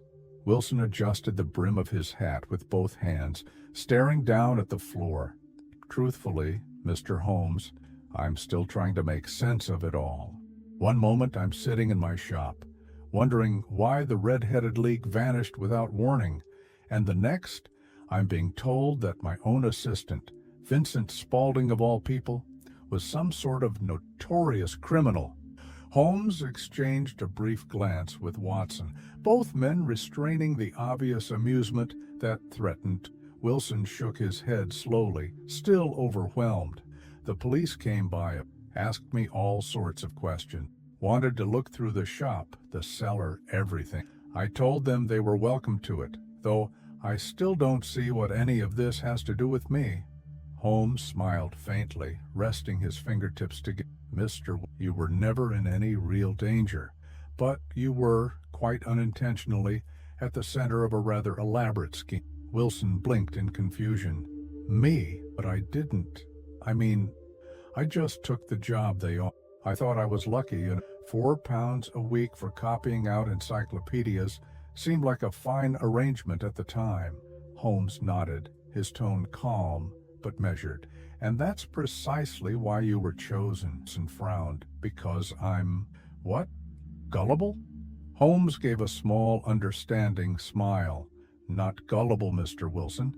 Merely trustworthy, predictable. You followed instructions, arrived on time, kept to your schedule, never asked too many questions." Wilson flushed slightly but said nothing. Holmes continued. "The criminals behind this, led by the man you knew as Vincent Spaulding, used your absence from the shop to their advantage. While you were away each morning, they worked beneath your very feet, digging a tunnel toward the bank vault behind your building." Wilson's eyes widened, the realization settling slowly but heavily upon him. "A tunnel? In my cellar?" Holmes gave a single nod. "For nearly 8 weeks. Wilson sat back in his chair, shaking his head in disbelief. I never would have imagined it, not in 1,000 years." Holmes allowed a small pause before continuing, "which is exactly what we're counting on." Wilson gave a soft, rueful laugh, running a hand over his thinning hair. "Well, Mr. Holmes, I suppose I owe you more thanks than I realized, not just for solving the mystery, but for keeping me out of harm's way." Holmes, "Your gratitude is appreciated, Mr. But rest assured, preventing harm, whether physical or financial, is reward enough for." Watson, observing from across the room, smiled quietly at the exchange. Wilson stood adjusting his coat with slightly clumsy hands. "I should get back to the shop. Business has been slow, but I imagine folks will come round soon enough, what with all the excitement." Holmes rose, extending his hand. "Good day." As Wilson took Holmes's hand, he paused, looking around the room one final time. "If ever I find myself with another strange opportunity, I'll know exactly where to come."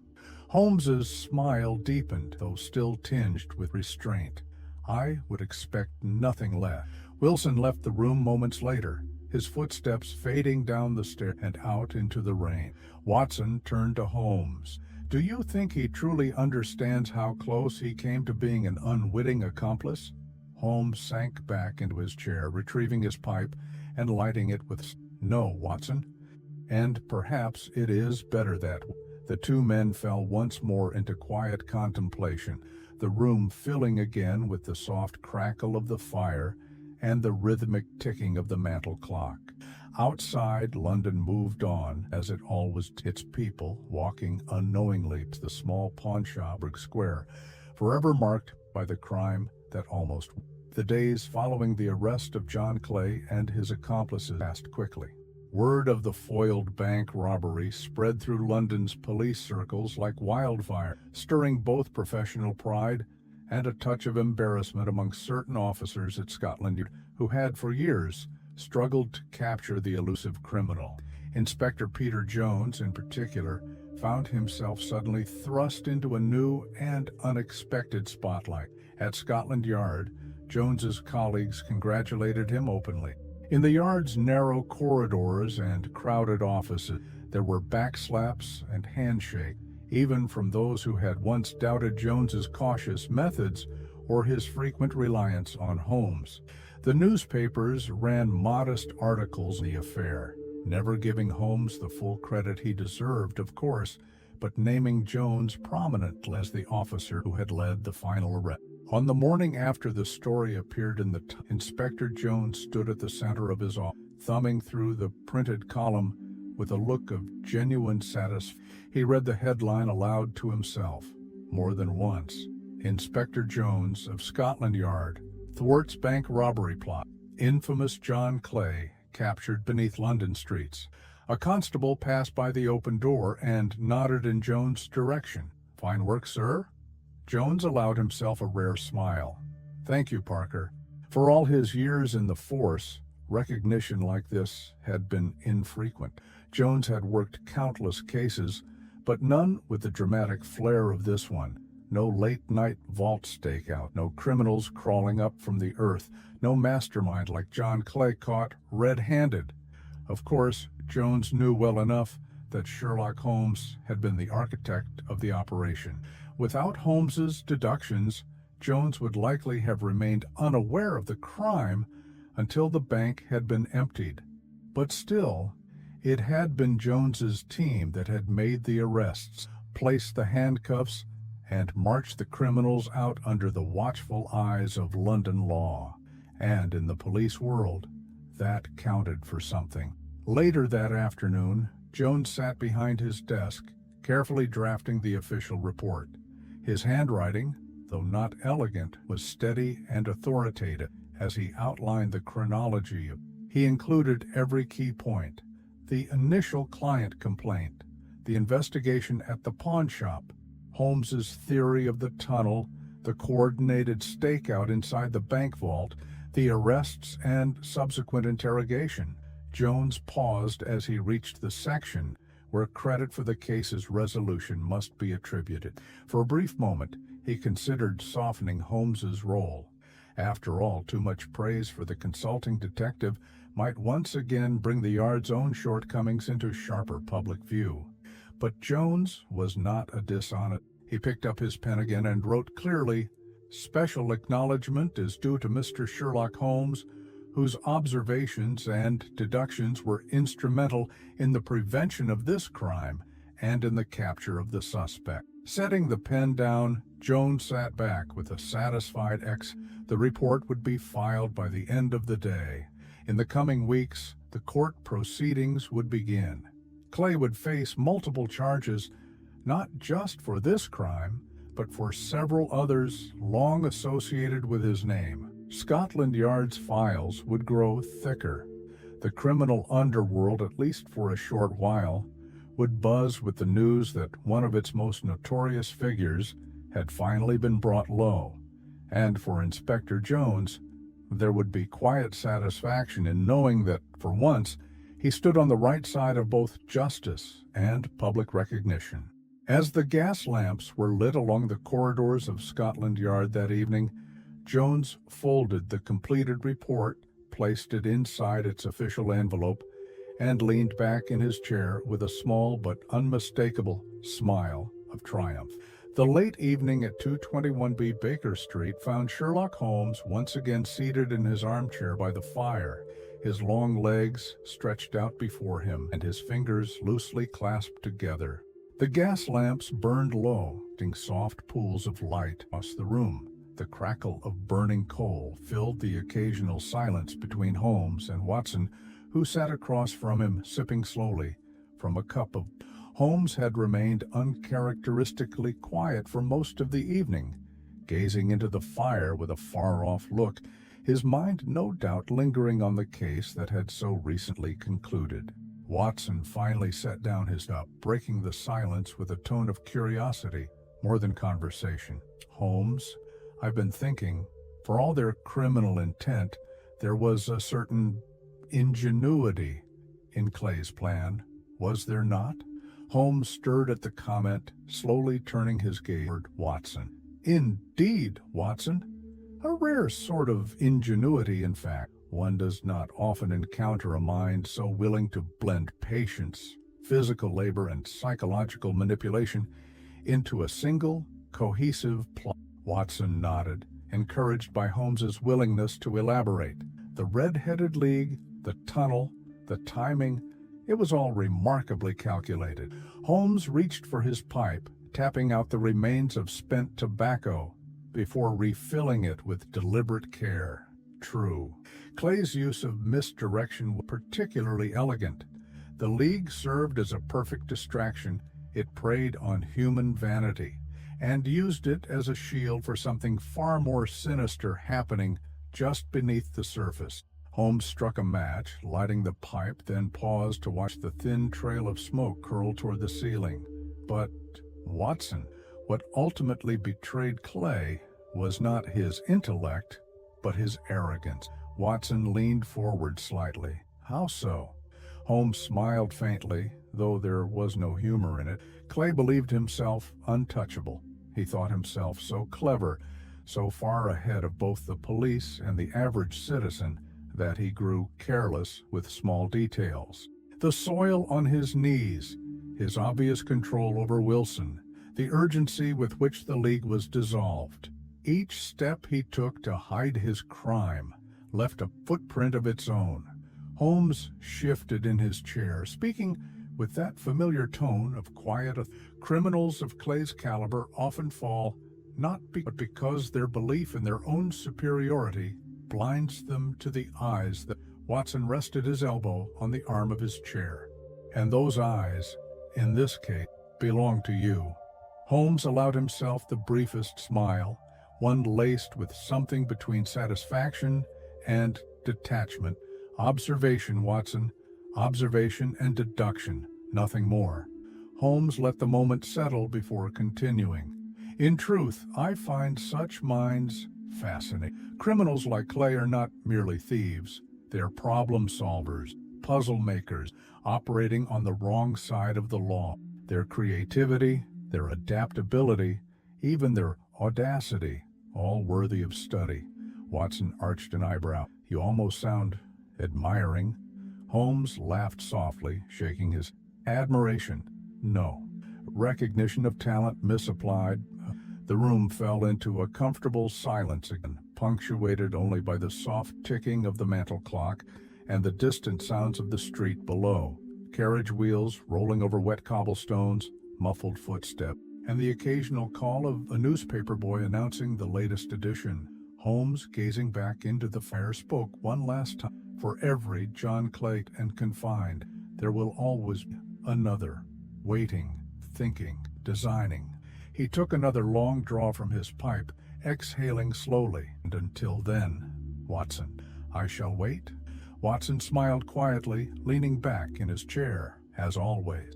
And with that, the two men sat in easy silence, two friends, two minds, sharing the rare quiet that followed a case well solved, while the city of London, vast and restless, carried on outside their window.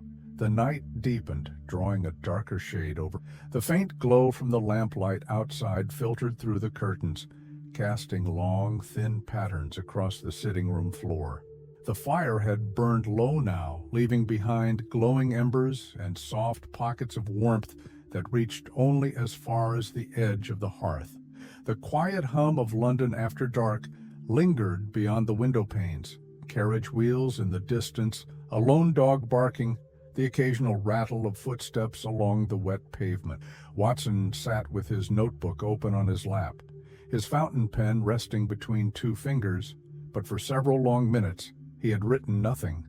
His eyes remained on Holmes, watching as his friend sat reclined in his armchair, his face bathed in the soft orange light from the dying fire. Holmes seemed more at peace tonight than Watson had seen him in weeks. There was no restless pacing, no sharp remarks, no bursts of sudden movement.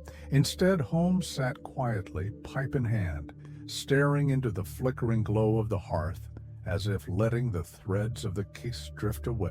Watson turned his gaze back to his own notes, reviewing the timeline of the Red-Headed League case, the odd advertisement, Wilson's bewildered arrival, the first visit to Saxe-Coburg Square, the discovery of the tunnel, and finally, the dramatic capture of Clay and his accomplices beneath the bank vault.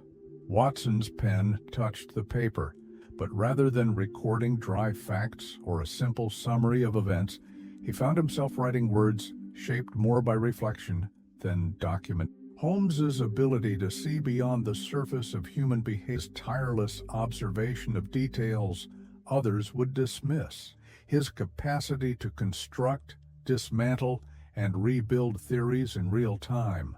All of it had come together in this case with a level of precision that left Watson both humbled and quietly astonished. Watson paused, then continued writing. The beauty of Holmes's mind, Watson reflected, was not in grand speeches or dramatic revelations.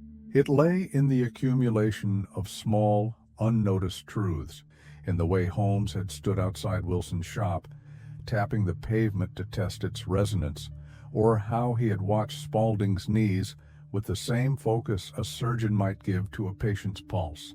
It was in the way Holmes anticipated the criminal's every move without ever setting foot in their tunnel, and how, with a few simple questions and a single afternoon of observation, he had unraveled a plot that had taken others weeks to miss. Watson closed the notebook for a moment, looking up. Holmes? Holmes stirred slightly, but did not turn. Yes, Watson? Watson hesitated, choosing his words carefully. I was just thinking how fortunate London is, and how fortunate I am, to witness the way your mind works. Holmes gave a low, almost inaudible chuckle, the kind that appeared only when Watson's remarks touched a sentiment Holmes rarely allowed to surface.